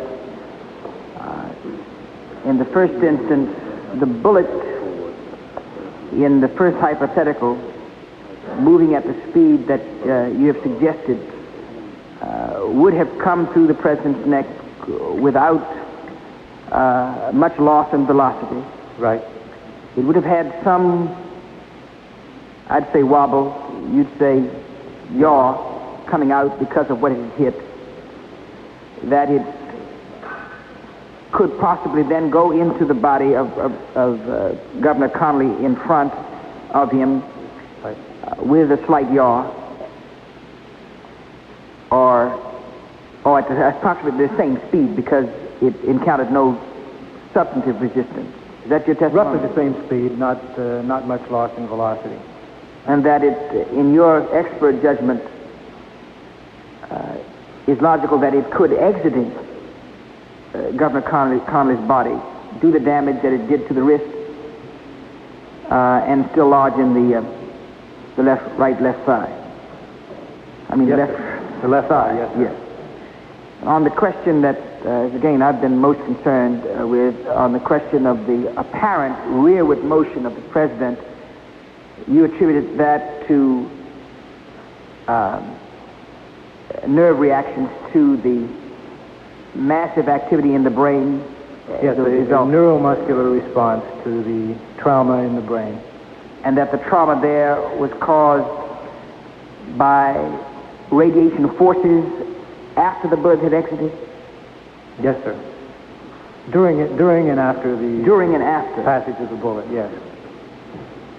In other words, the radial velocity is imparted as the bullet goes through and continues after the bullet is long gone. And that explains the explosion? Yes, the explosion effect and the subsequent neuromuscular reaction that occurs roughly 0.04 of a second later. Thank you, Mr. Chairman. I have no further questions. Perhaps members of the committee may wish to. Time of the gentleman has expired. I recognize the gentleman from Connecticut, Mr. Dodd. Thank you very much, Mr. Chairman. And thank you, Mr. Sturdivan, for your time. I just have a couple of questions I'd like to ask. Yesterday we had differing testimony. Maybe I should preface my remarks by asking you this. Do you have any specific background in anatomy? I noticed looking at your resume, you're in physics and statistics.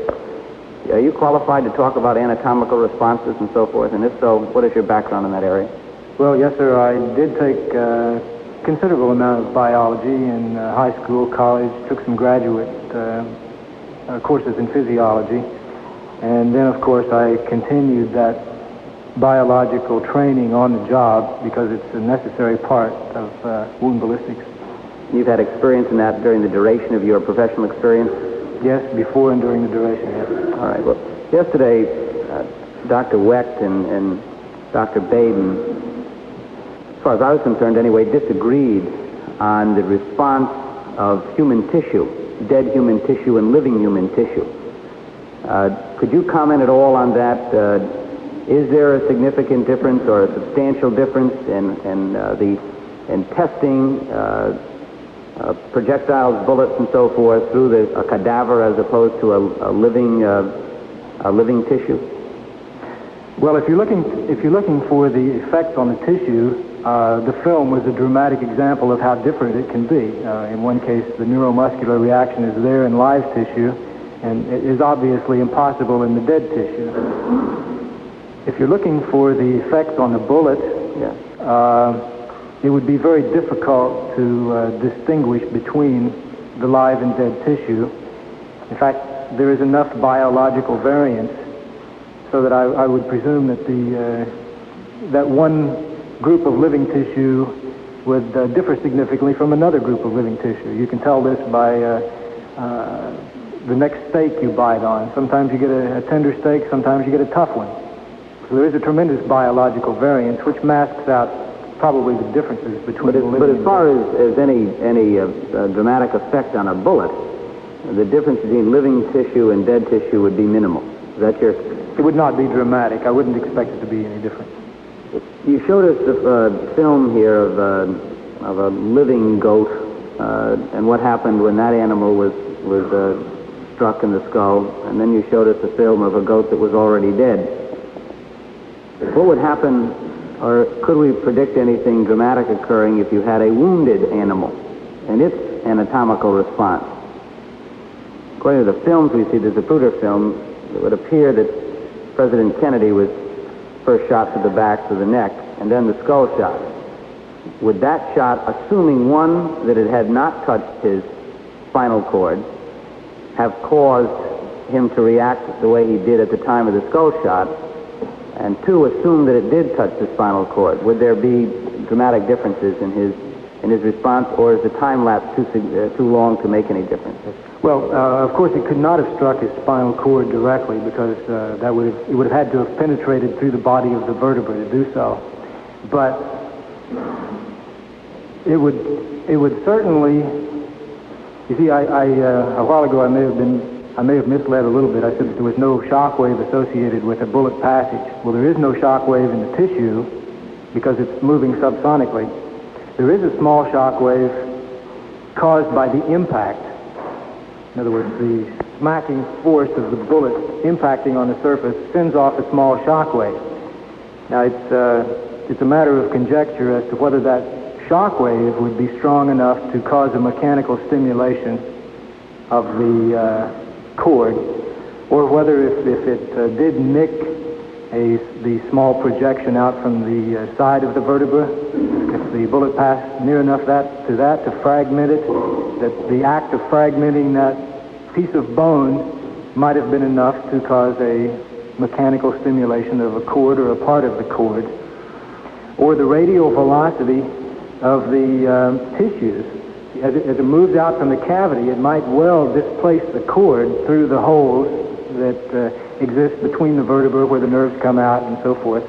So, yes, a bullet passing that near the spine of the president could have caused a stimulus to his cord, which would cause, or part of his cord, which might cause a visible reaction.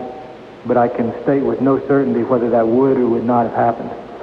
So most of these tests that we saw were conducted in 1964? The Warren Commission tests were conducted in 1964. The goat films were conducted, they were taken about 1948 or thereabouts. Well, this is 1978. Would you do anything differently? Have we reached a state of the art that we can be more specific, more scientific in terms of tests such as this in order to reach conclusions? 30 years ago, I presume we've advanced scientifically in this area. Well, yes. Humans have not changed significantly in that time, I don't imagine, but certainly the advance of science has carried us to greater heights, if you wish.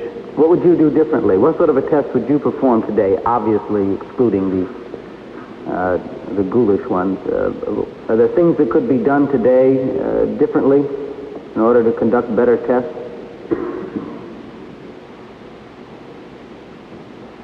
Well, if we had knowledge, it's not a change in capability so much as a change in information, I think. If we had known that the critics were going to talk about massive deformation of bullets on cadaver wrists, we might have shot some bones, not necessarily wrists, but bones of equal size at lower velocity, showing that the bones can be deformed when the bullet is not. But of course, we could have done that in 1964. Would you recommend that today? What's that? Would you recommend we try and do something like that today?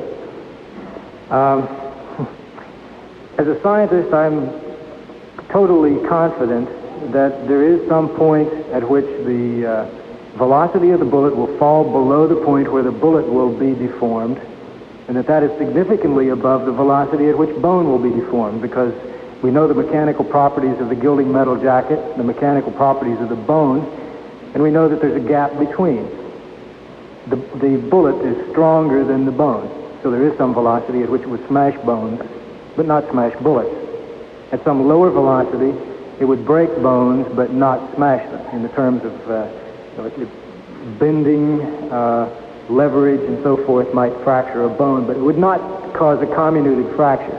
At some other lower velocity, of course, it would just bounce off. My time is running short here, but I'd like you to answer my question. The critics have raised the question. Right. And as a scientist, with those questions raised, do you think it's worth our while to conduct that kind of a test? Personally, I don't. I can't answer from a viewpoint of somebody who's trying to quiet the critics. No. Thank you. Thank you, Mr. Chairman. I appreciate you letting me speak, raise my questions out of order. Thank you. Okay. Time of gentleman has expired. Gentleman from Ohio, Mr. Devine. Mr. Chairman, could I request that Exhibit 399 be put on the easel? And I would ask you, Mr. Strickland, Sturdivan, is that correct? Yes, sir, it is. Did you have an opportunity at any time to examine the bullet that was found on the stretcher at the Parkland Hospital? No, not this closely, sir. Not on any previous occasion? No, I've never looked at it. Well, I would ask you to look at that particular exhibit that's in your hand at the moment. And look at the configuration, any deformities that may appear thereon. Mr. Sturdivan, we've had before this committee a number of experts in many fields. We've had one photographic analyst, we've had forensic pathologists, we've had experts in many fields, and we've asked their opinion about a number of things. You obviously are an expert in the field of ballistics.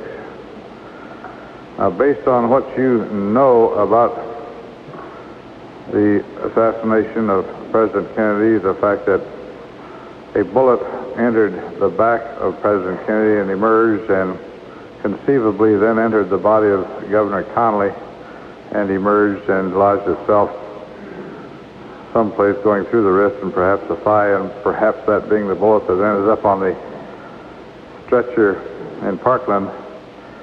In your opinion, as an expert, could the bullet that you hold in your hand now have passed through two bodies and touched some bone tissue and still emerged in that condition that some describe as nearly pristine?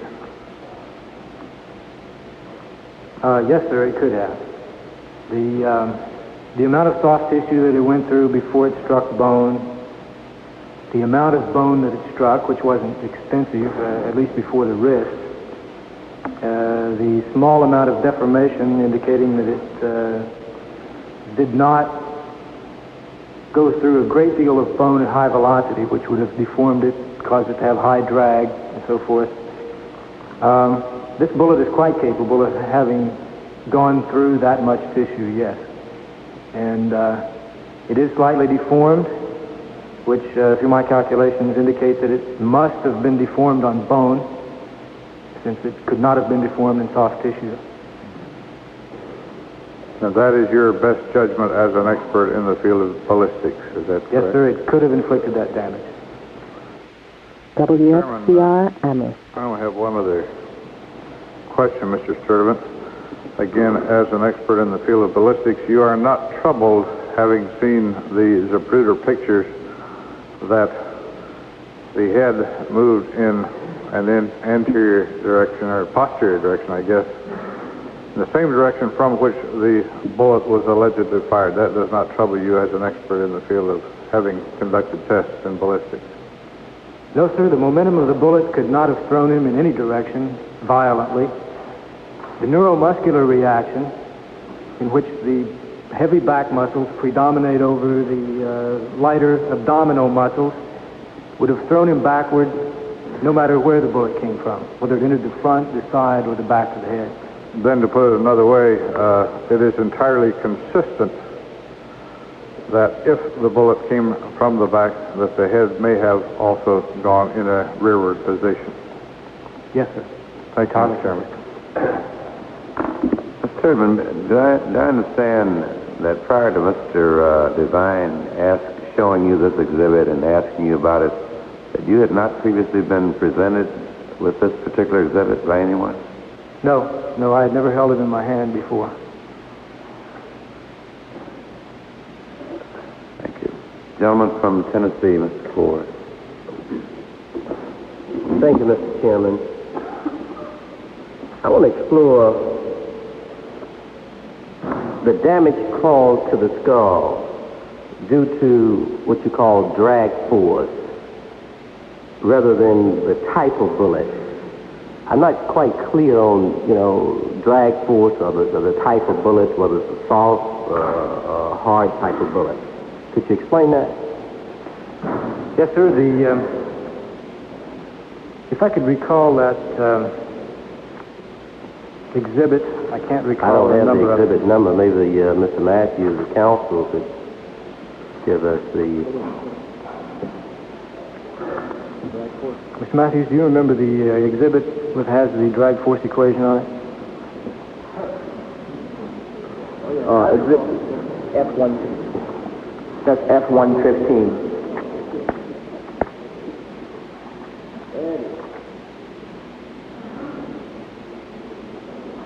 I don't understand that. They're putting up another one of their equations, which the layman doesn't understand, so we'll have to wait for their As I pointed out explanation. before, the drag force is usually presented as an equation with the drag force on one side and everything else, including the A, on the other side.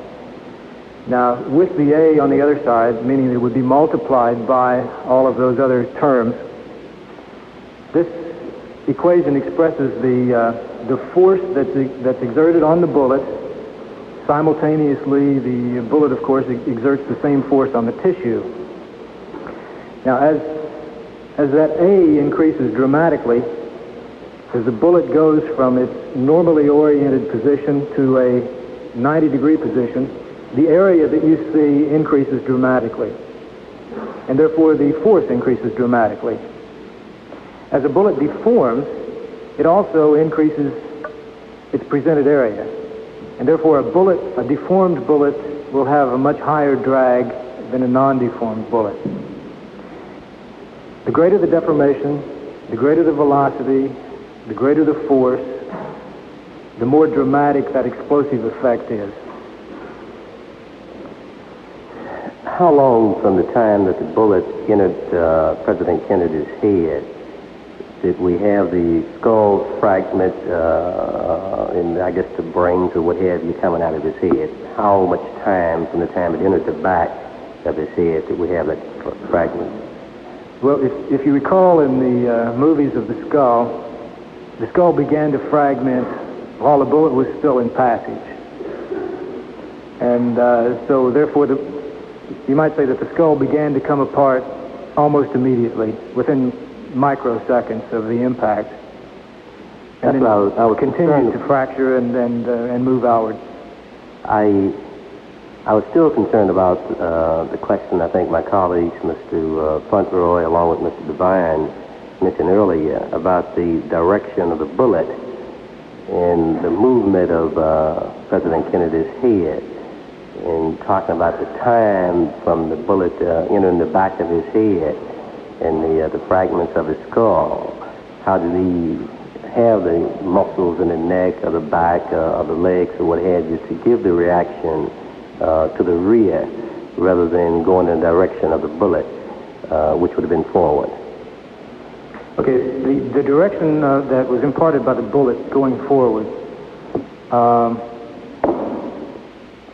would have been overcome by the neuromuscular reaction in about 0.04 of a second, if we can believe what happened to the animal. Would be the same in the human being. 0.04 of a second is, I think, well between frames on the zapruder film. So we wouldn't expect to see any forward motion of the head before we saw the violent backward movement caused by the neuromuscular reaction. In other words, there was very little time for him to move forward before he began to go backward. Chairman, I don't have any further questions. Time of the gentleman has expired. Gentleman from Indiana, Mr. Fithian. Thank you, Mr. Chairman. Mr. Sturdivan, have you or haven't you viewed the pathological data pertaining to the entrance wound in Governor Connolly's back? Yes, I did review the... I wanted to clarify something here. Perhaps I misheard. I thought in the exchange with Congressman Fauntleroy, it was said that the hole was a round penetrating hole. And I thought that the information we had before the panel yesterday was that it was a sort of a horizontal, as though the bullet struck somewhat perpendicular to the back. Okay, as I recall from reviewing the same material that the forensic pathologist reviewed, that the entry hole had been excised and destroyed by the surgeons at Parkland Memorial, but that a subsequent description of that hole was given, which, as I recall, was elliptical. And in attempting to make a drawing of the shape of that hole, the surgeon drew an ellipse on a piece of paper. The ellipse that was drawn measured 8 millimeters by 15 millimeters. However, I'm not sure that that indicated the size of the hole so much as the elliptical shape. So is it your judgment then that the bullet had to have struck something else and was tumbling when it hit Governor Conley? If it indeed had the shape that was described, then it would have had to have been yawed, and having been yawed would have required that it strike something else before it struck the governor. Thank you. Now, in your experiments with gelatin and other tissues, if the block is horizontal and the bullet is fired exactly on the horizontal plane, it seemed to me that in several experiments that you showed us that the bullet, as it went into the gelatin, had an upward bend to it. Is that correct? Is that usual? Yes, that happens universally. When the bullet begins to yaw, it develops a lift, like an aerodynamic lift on an airplane wing. And it doesn't make any difference which way it's yawing when it enters? It will move in the direction that it's yawing. If it yaws upwards, then it will tend to move upwards. If it yaws down, then it will tend to move down. So then it is pretty specifically related to the angle at which it entered the tissue. Exactly so. Unfortunately, the entrance yaw is unpredictable as to direction, so that you really can't predict whether it's going to go upward or downward or to right or left. I have one other question I'd like to raise, Mr. Sturdivan. When I think you used the term radial velocity builds up, as it did inside President Kennedy's skull, and you described very vividly that it was that force that caused the skull to blow away. Right. If that were the element in determining the motion of the head, what direction would the head have moved? Okay, from looking at the exhibit, I think it's 313, it looks to me that the material from the president's head is moving upward and toward the observer, which would have been out the right side of his skull. Now, having relieved the pressure on that side and not having relieved the pressure on the other side would have pushed the president's head toward the left, toward his left. And insofar as most of the missing skull fragments are forward, in the forward half of the skull, would that have tended to contribute at all to the backward motion of the head? It is possible that there would have been enough momentum lost in the forward direction that the skull might have moved backwards, or at least not moved forward as rapidly as it would have otherwise. However, if you recall in the skull films, most of the momentum was to the side, causing the skull to have a reaction in the opposite direction.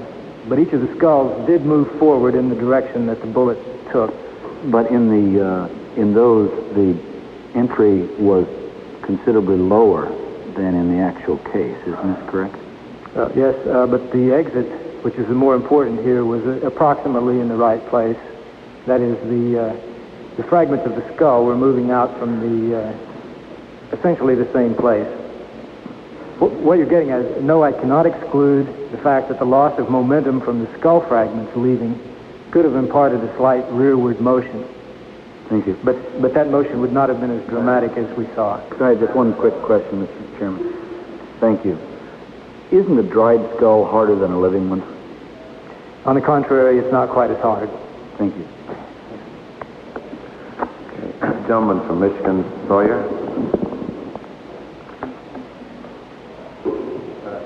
Yes, sir. I mainly want to see if I've got the import of your, of what I consider to be the main thrust of your testimony.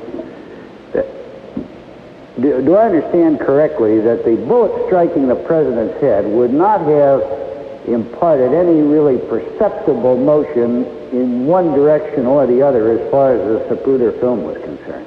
That is true, sir. And that, I presume, is what was illustrated on the striking of the dead goat that was hanging in suspension, even though it went through the skull and lodged or hit the spine, that it didn't, at least I didn't perceive it moving. Was that the object of that test? Yes, it was, sir. In fact, there was motion there, but it was so slow that it was not perceptible in the film. And that was at a very high-speed film, too, I assume. Well, it was 2,400 frames per second, approximately 100 times the normal framing rate for a camera. And that the backward or stiffening back and so forth of the live goat, or the goat that was being killed by being shot in the head when it was alive, yes, was due to that same muscular reaction of the back muscles that you talked about, as opposed to any force of the bullet. Oh, yes, definitely, sir.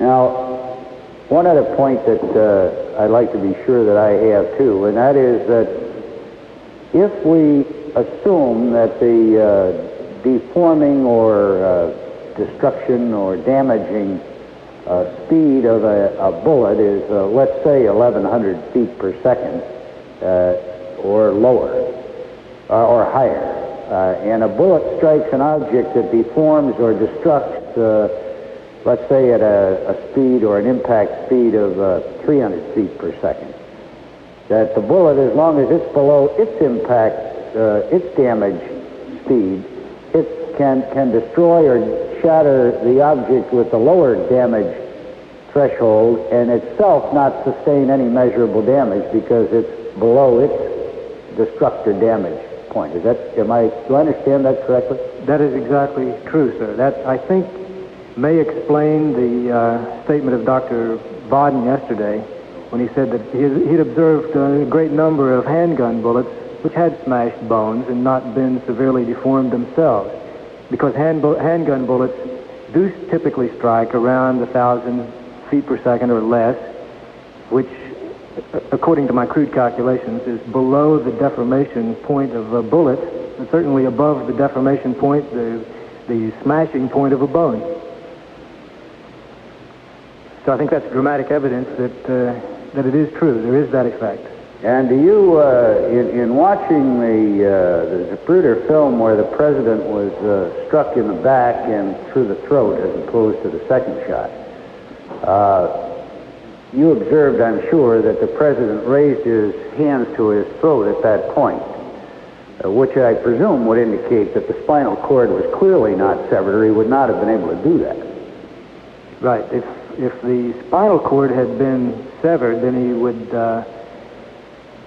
he might not even have exhibited any neuromuscular reaction that I explained before. But certainly if it was severed that high, he would not have been able to raise his arms to the point of the wound, or even if it had been severely damaged. Thank you. That's all I have, Mr. Chairman. Time of gentleman has expired. Gentleman from Pennsylvania, Mr. Edgar. Thank you, Mr. Chairman. I just have one question and then a comment that I'd like to make. Let's speculate for a moment that the three shots that left the right rear someplace, traveling in the direction of the car, that the first shot struck President Kennedy, causing him to clutch his throat and enter his back and come out his throat, and that the second bullet struck Mr. Connally directly, going through his chest cavity, striking his rib, hitting his wrist, lodging in his thigh, and that the third shot struck the president in the head, causing the massive wounds that have been described over the last couple of days. It's a different speculation than the one bullet theory. What in your area of expertise leads you to believe that that speculation could not be true? Well, in fact, nothing within my area of expertise leads me to believe that that could not be true. So that it is possible that the second shot that I'm speculating could have entered Governor Connally without passing through another person?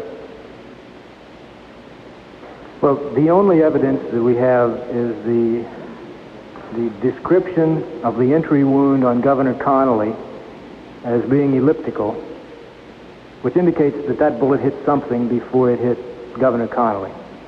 Now, if it went through 10,000 leaves or a few small twigs that would be below the point where it would deform the bullet or deflect it to any considerable extent, it could have been yawed. So as far as I am concerned as an expert, I could only state that that bullet had been deformed before it hit Governor Connolly if it caused an elliptical wound in his back, which has been described.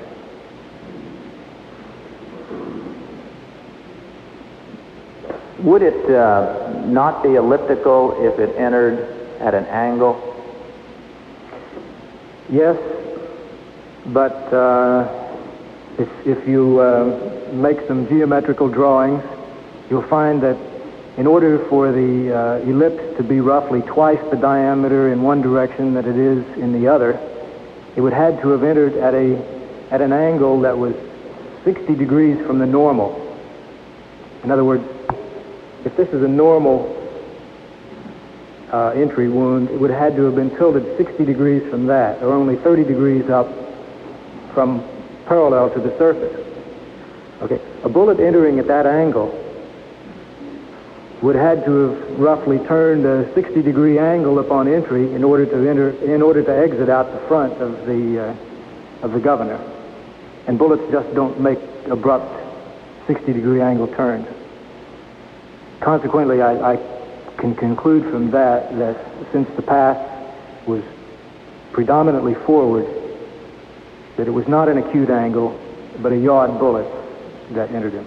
Thank you. Just one final comment. I think that it was unfortunate that you had not seen directly the physical evidence that we shared with you, the actual bullet that we've been discussing for most of the day.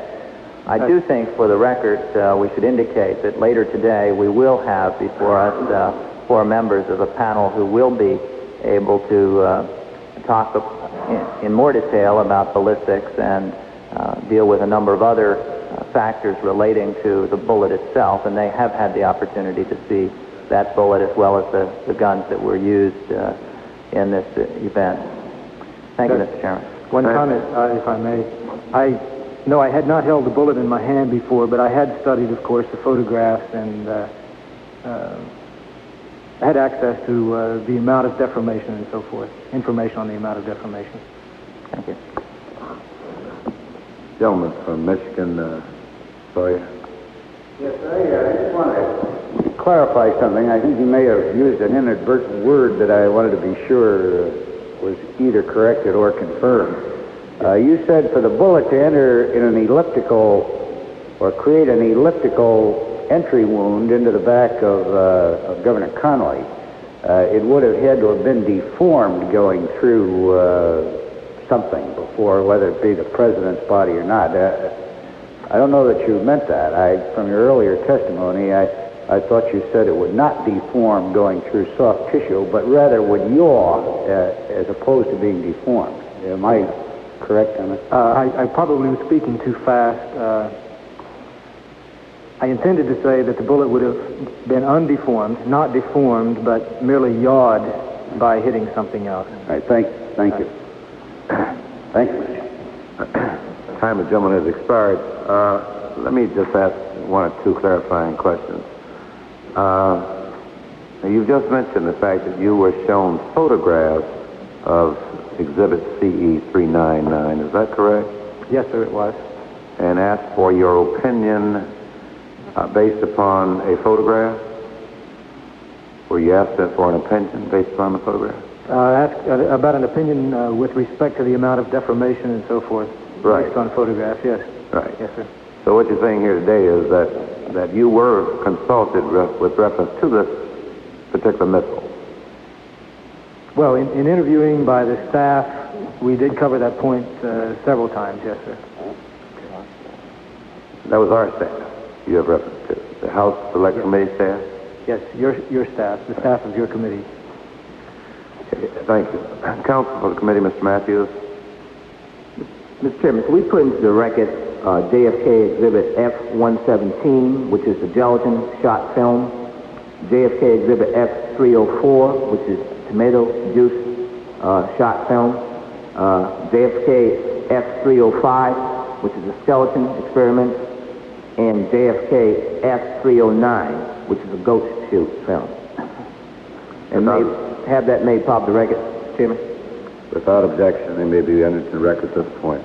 Mr. Sturdivan, as a witness before our committee, under our rules, you're entitled to 5 minutes at the conclusion of your testimony for the purpose of explaining or amplifying or in any way expanding upon the testimony you've given this committee. On behalf of the committee, I at this time extend to you 5 minutes for that purpose. Thank you, sir. I don't think that I have anything really to add to the testimony, to amplify or so forth. I should, however, mention the fact that I am not here as a representative of the U.S. Army, that the opinions that I represent here are my own, and although the Army has very graciously allowed me administrative leave to appear as an expert witness, I am not a representative of the Army. And I do wish to thank the members of the committee and the members of the staff, especially Mr. Matthews, for the help that they've given me and the support, particularly when the microphone failed, and for dragging me through the relatively unscathed. Thank you very much. Thank you. You've been very helpful to the committee, and we appreciate the cooperation you have given the committee and the staff, and we appreciate having had your testimony here today. Thank you very much. Chair will recess the hearings until 1:30 this afternoon. We'll reconvene at 1:30.